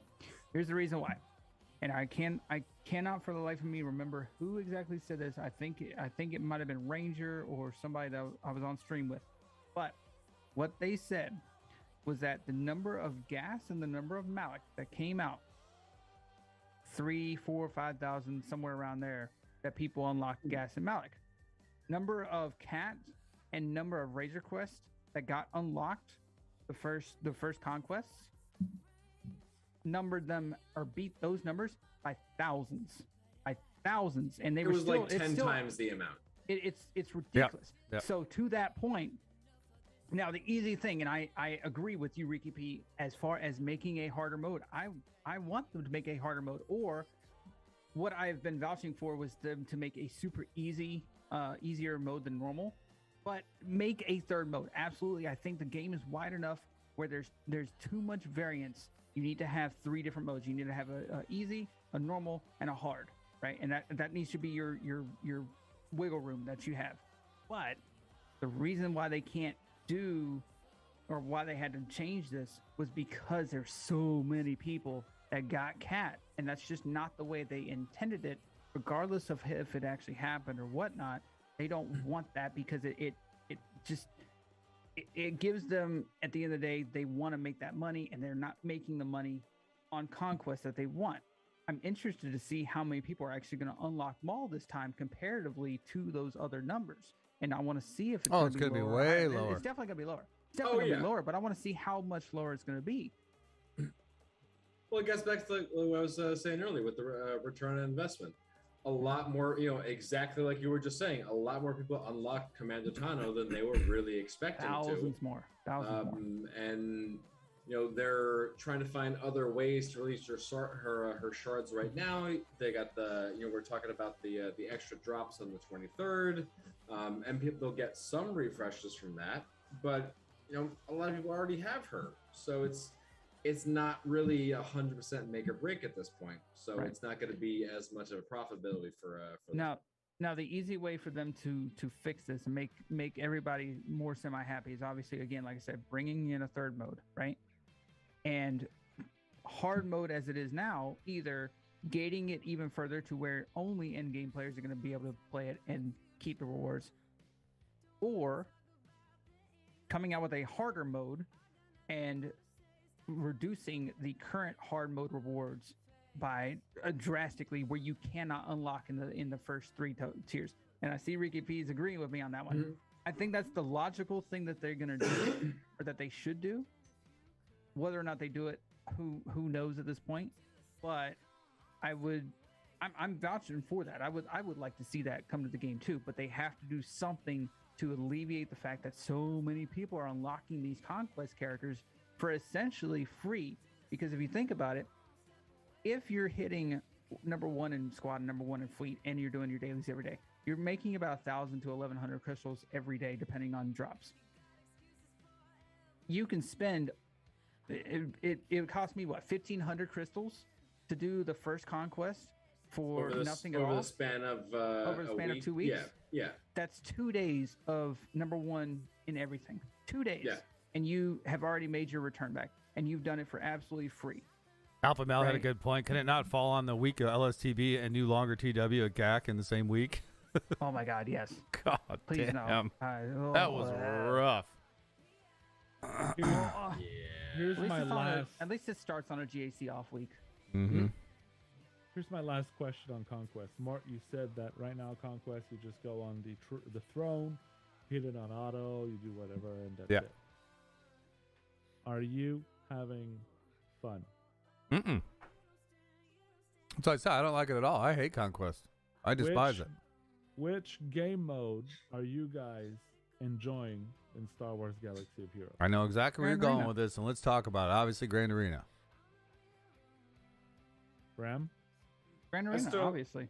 Okay, I still kind of like Conquest. I hope to make it a little bit less grindy, but I still kind of enjoy Conquest. You're the weird one because you like LSTB. I'm a fucking weirdo. I like LSTB. I like trying to max out my I like trying to max out my waves. I love throwing JMK in there and just watching him absolutely wreck face against some droids. I really enjoy that. This guy will sit here and remod his teams. Well, let him finish though. Hold on, he had a point. I do. I really enjoy that stuff. 100%. He had a point that I forgot. I of course also enjoy GAC.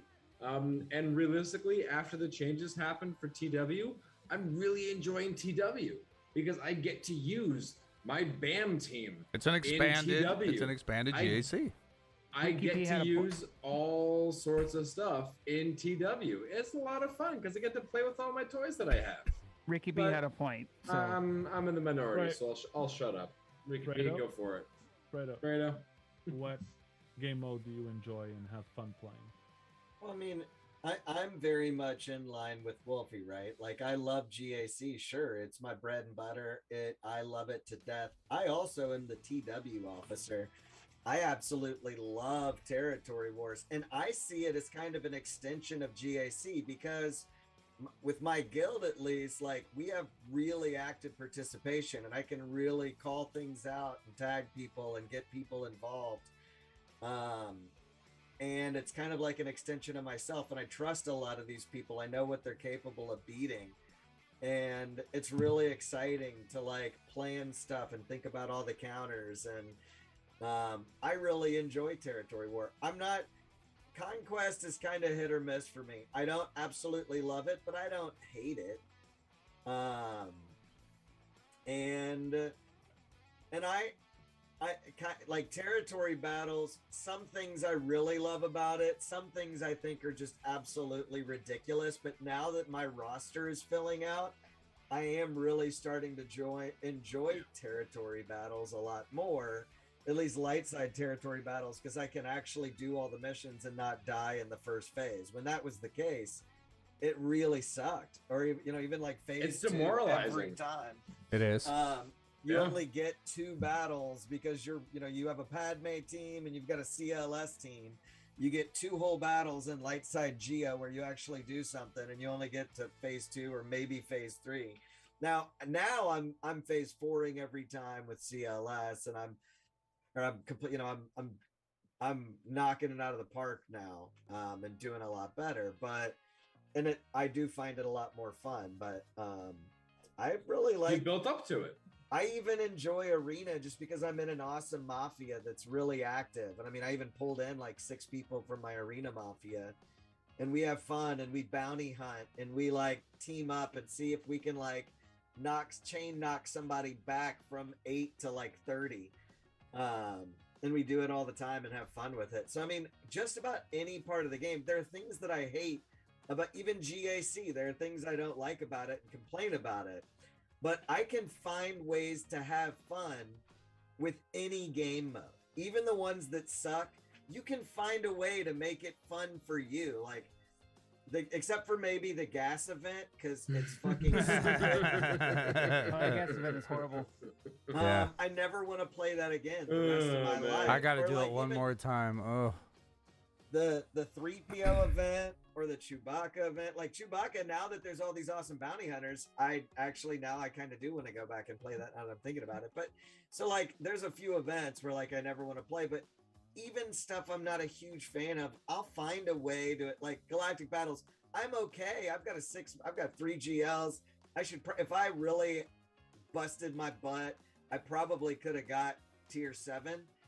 And it kind of sucks that they made it so hard that I can't even do it without really like refreshing all the time. And I was bartending, working all these jobs. I get that, but Steve. The truth is, like, I still had, with what I did do, I still had fun with it. There were certain parts that were grindy, like all the get defense up 40 million times or potency up 40 times. It's like, well, I got to let it time out after doing fucking 20 attacks with Yoda 4 times. But like that gets stupid, and I don't like that aspect of it. But in general, like I still decently had fun, and those aren't terrible rewards at all. So I'm okay with just about everything, to be completely honest with you. Reekeepea has a point. Those aren't terrible rewards. That's it. That was it. That was it. You asked all our favorite game modes. I thought you had something big old planned. And it's just like, okay. I thought. I was expecting I'm not having fun in GAC at that point. I was expecting something. It's something. Are you opening the game to have fun or to do your cores, your stuff that you need to do? It's definitely grindy, but what I thought you were gonna get to, Reekeepea, is that, and it's not a money maker for CG, right? But GAC rewards would make this game so much more satisfying for me if they were better. Yep. I'll give you that. They don't have to be as good as TB. They don't have to be as good as TW, right? Because it's not their moneymaker. It's not their bread and butter. I get that. But this community watches what? What keeps them going? They watch GAC. They do not watch Conquest. Those numbers are horrible. TB So, for some of the good players is okay, but I think literally the only person that can actually stream TB at all is Gigabachi. He makes it work. But I think he's the only one. Made it work. Hey, Rambam, the pit raid's waiting for you to finish it off. No longer makes on it which work. Account? Made it work. You know what? I think that's a great leeway to the next subject. All right. All right, what's the next subject? And well, based on the question on what I asked you guys, are you guys what are you guys having fun with? Why is Gigabachi quitting? Why is Jiggy quitting? Is he quitting? He's that happened like 2 weeks ago. He's not going to show. Where have you guys been? DB official. DB official quit. That happened like 2 weeks ago, guys. Come on. I didn't know Jiggy quit. The DB was. I didn't know either. Jiggy, you're in the same server as him. But the come on. I don't the GAC network. Look, I don't ever go in there. Wolf, you literally know this. Too many big heads. Too many big heads. I see a red notification. Too many know-it-alls. And I mute. That's what I see a red dot and I want to make it mute. I want to make it go away, and so I mute. Will not do any other SWGOH content. He'll just do his GAC, and that's it. And there's others. Why are people leaving the game? GLs, that's all I'll say. Well, I think part of it is just a general, there's not as many people watching streams anymore just because the world is opening back up. The world is opening back up. That is something to take into account, and I feel like some of the my chat is dying, and there's not as many viewership numbers are down. A good amount of that is literally just, hey, the world is opening back up, and there's things to do. I know it's not the only thing. Obviously, it's not the only thing. But they're not quitting streaming. They're quitting. But you see. But you see some of the numbers once they go to other games, and it's not like they suddenly have 90, 100, a million people watching them. Their numbers are lower than they would have been if they would have been streaming SWGOH. So it's not like they just have low numbers because of SWGOH. It's just a general, there's not as many people watching Twitch streams. Did anybody watch the DB official video, his goodbye video to SWGOH? I did. And the one thing that caught me, and this is typical of streamers, when you content creators, and I'm not calling him a quitter because in no way is DB a quitter. He does so many games. Like, I'm versatile. I'm not versatile at all, right? But the one thing that caught my eye, and I thought it as a content creator, it gets to you if you really care about it, right? Wolf doesn't care, right? Wolf is just like, I'm here having fun. Just I want to do this. I want to showcase. I want to hang out with the community, right? He doesn't look at it from a business standpoint at all. So to him, that will never happen. For DB, it is a bit of a business, right? And again, I'm not beating him up because I totally get what he's saying, but you start to see your numbers decrease. And they decrease. Stop it, green screen. And they decrease and they keep dropping. And then you go down and you keep going down. And it gets depressing and it gets in your head. I've been there. I feel it. My numbers have gone way up. My numbers have gone way down. They've gone up. They've gone down. And it gets in your head where you're like, is this really worth it anymore? So you make a decision. Is this worth it? And so for me, that is the biggest breaker for a lot. And I'm not saying that it's DB in particular, but a lot of the people that do that. Well, and, somebody brought up Urs. He switched to Squadrons for a little bit, and he still makes jokes about it today. I was like, oh yeah, we're going back to Squadrons, and oh yeah, Squadrons, that went so well, and yeah, Squadrons, because it was a complete flop, and nobody cared about the game, and so he ended up coming back to SWGOH. Again, I fucking love Urs. He is awesome and everything. Just bring it up as an example because he still makes jokes about this to this day. He has to. It's for a lot of people. This is a business, but you can also note that there's always going to be people leaving the game for whatever reason, and we don't know what's going on in their personal life behind the scene that obviously influence as well. And for just as many streamers that are leaving, and while there are some of the bigger names like DB Official, obviously, there are a lot of new streamers too. Yeah. And a lot of opportunity for people like us to pick up those people that don't know where to go, right? So probably the majority of them will just stop watching in general. And then those ones that enjoy watching the streams will find a new home.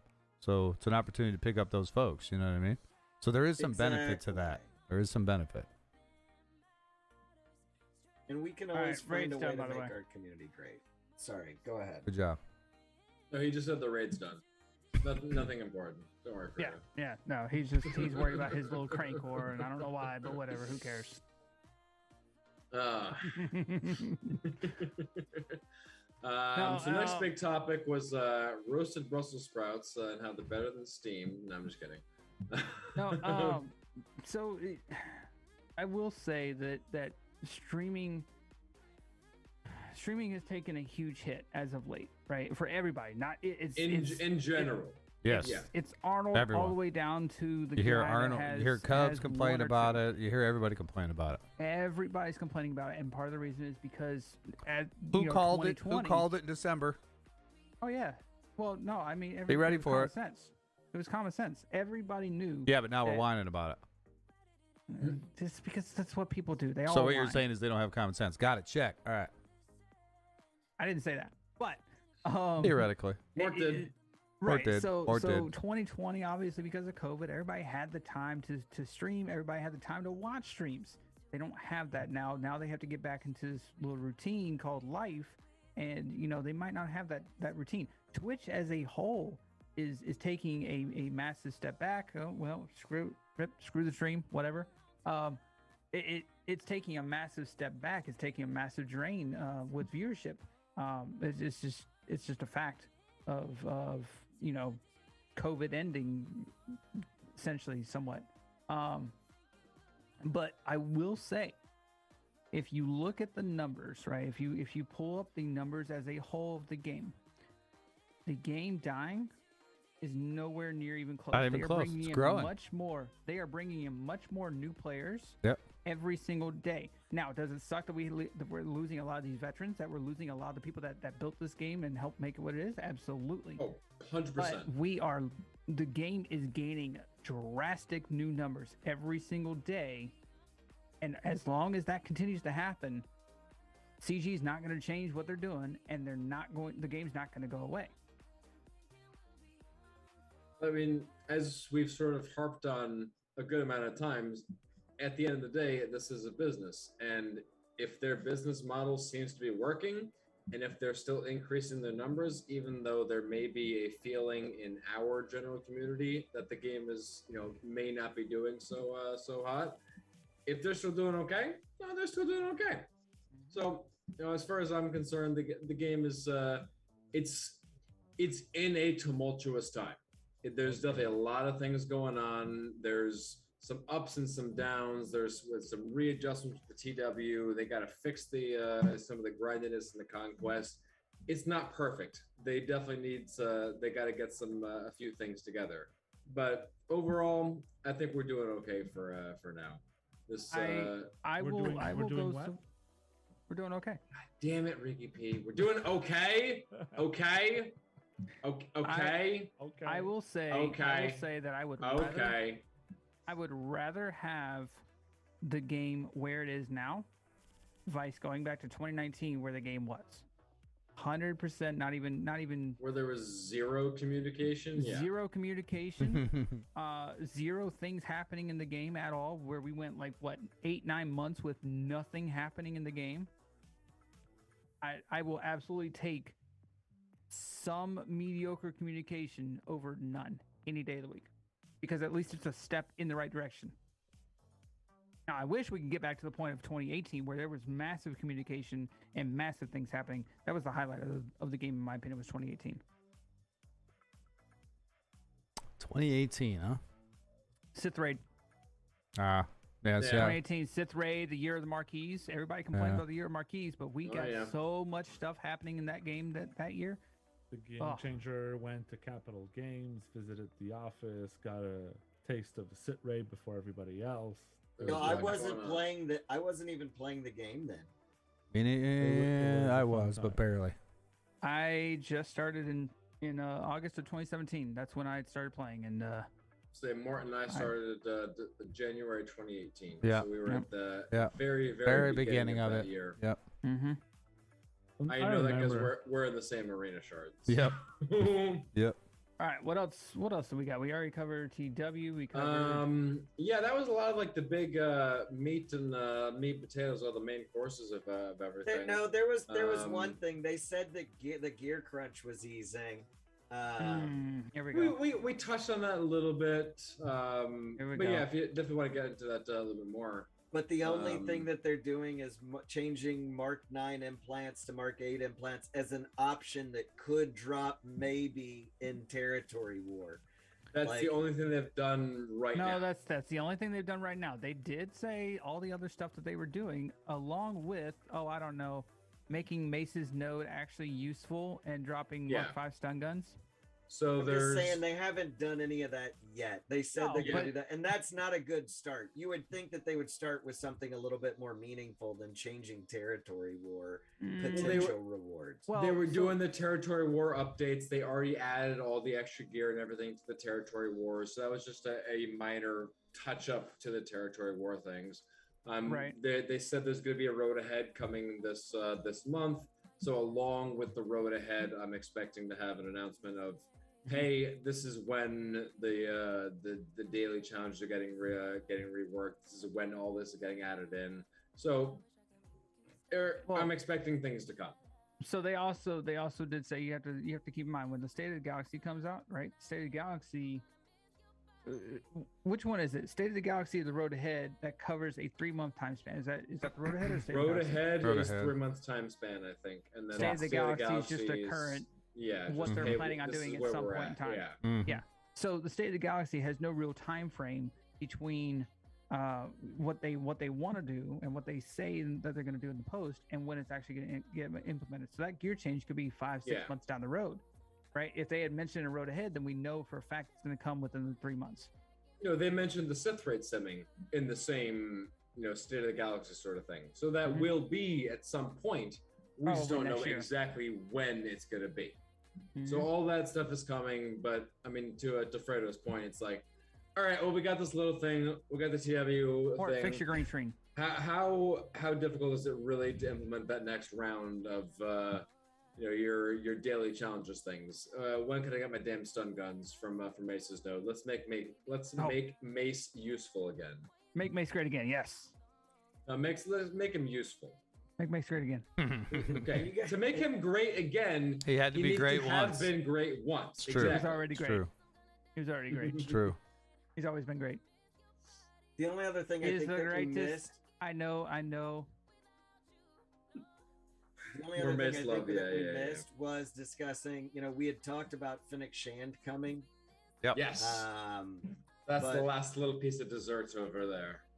Yeah, we had we were in a little pregame session. We had a nice little conversation about what Fennec Shand coming to the game means for SWGOH's future with legendaries and GLs of the future. And so I thought that brought up a nice little conversation we can touch on. Oh yeah. Fennec Shand, very, very interesting. Just released today. She's got a sort of troll leadership ability over there where she's very strong if she's solo. We'll see how much she can actually do solo, but she has a lot of potential. I think is where I was sort of seeing a lot of potential, but there's pieces missing, and I'm interested to see what's coming next. I think is sort of where I'm at right now. I'm interested to see what's coming next because she's got an AoE, but there's no utility to it. All she does is do damage. She's got a pretty that's nice. Simple kit. Really simple. Very straightforward, but like she's got that crazy buff with the overconfident, but you can't actually give it to Beskar Mando early enough to matter. Yeah. So there's a lot of like things that are hinting at something which maybe can be made eventually. Well, let's remember how the Bad Batch all worked together to make it happen. So it looks to me she's gonna fit in one team. Yeah. In particular, only 2 abilities, That's screaming you're staying on one team, in my opinion. Well, we were talking about, before the stream, obviously, we're definitely missing somebody. And I'm going to go out on a very strong limb here and say we're probably missing Old Man Boba. Jabba. Just being where... Jabba. No. Okay. How much you want back? Jabba, if Jabba ever comes to the game, it's going to be a big fucking thing. It's going to be a big GL, deal. a legendary, a journey, a something. It's not going to sure. It's not going to be a marquee for Jabba. That Old Man Boba is going to be a marquee, maybe a legendary. It might could make him a legendary. It is Boba Fett.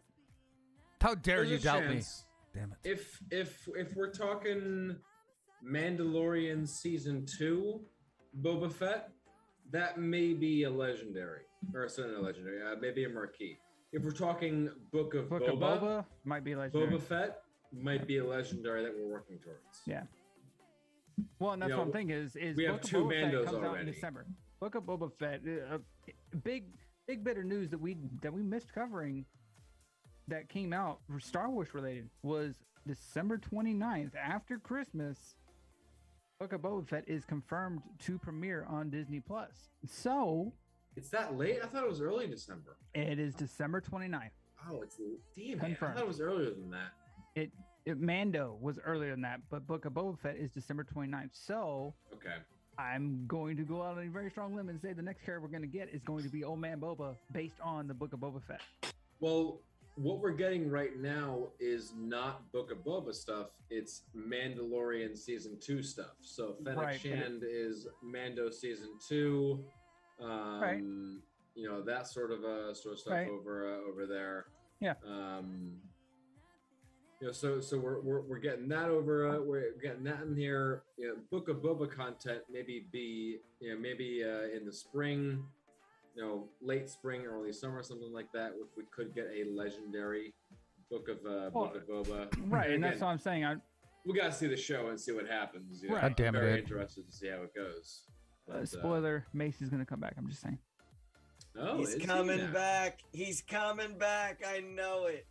Dude, I'm telling you, and I've said it before, but I'm saying, if Mace dies by Boba, I'm fanboying out because it's literally the only death that I actually want from Mace is for him to die at the hands of Boba in retribution for him killing Jango.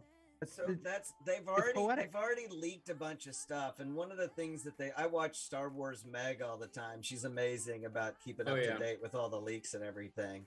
And she made a whole thing about how the one thing that leaked is that Boba is going to be on this like revenge tour, getting back all the people that wronged him in the past. And it screams, who wronged him more than Mace Windu, who killed his father in front of him? Like, his name's got to be on the list. Who did he spend his entire teenage and childhood in the Clone Wars trying to go after and trying to kill and unsuccessful every single time? That's the thing. There was the little arc that Ram's talking about where childhood Boba, inserted himself as one of the Clone Wars cadets and literally sabotaged the engines of Mace Windu's capital ship just so he could kill Mace Windu, and then try to lure him to Hondo Ohnaka's planet over there to kill Mace Windu, and just had this whole revenge tour over there.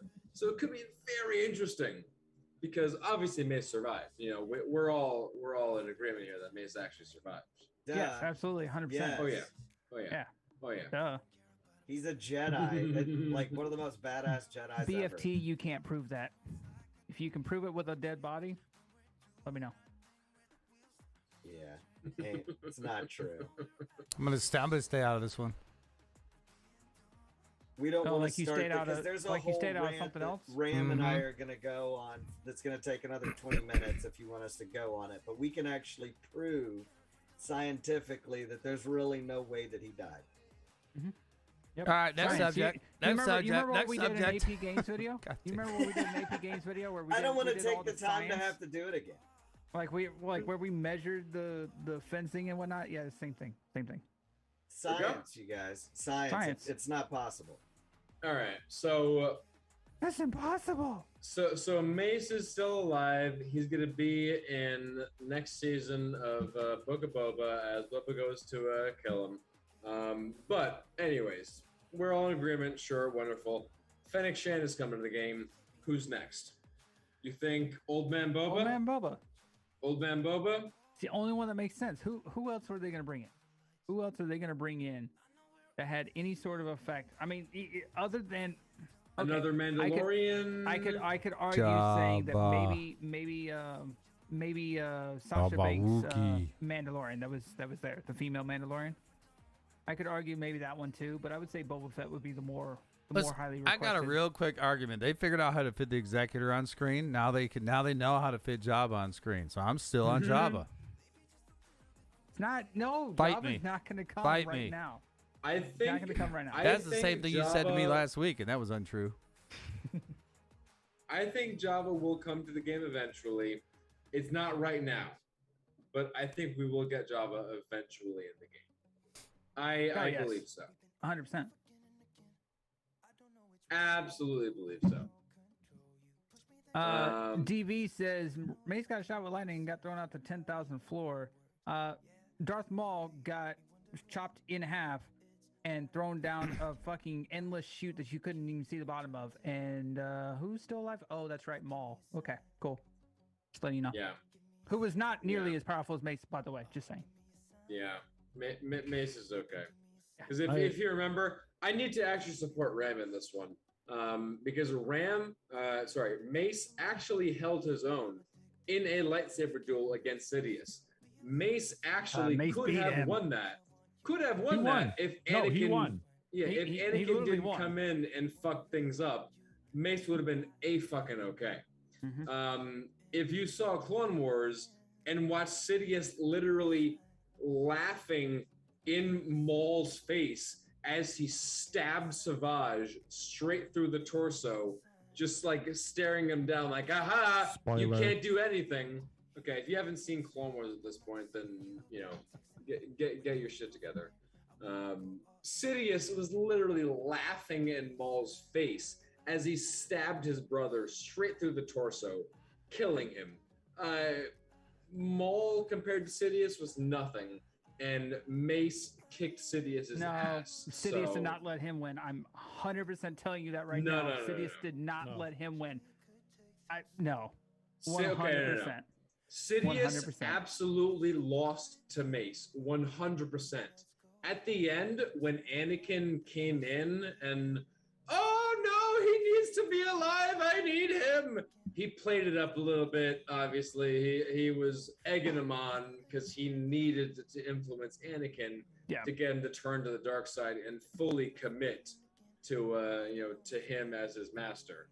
But Sidious 100% lost to Mace. I will give Ram that point. Not even close. With how OP Vapod and Shatterpoint is, not even close. It's literally it's a Jedi's wet dream to go against the dark side with those powers. Jedi's wet dream. It literally is the counter of it. It's like taking Slacker by himself against the JML team. You're not gonna win ever. Real quick to clear up DJ Scrim. Maul did not kill Savage. Sorry if I misspoke. Sidious killed Savage. He went to Mandalore and attacked the both of them, and they had a epic duel. And Sidious just wiped the floor with them like he wasn't even trying.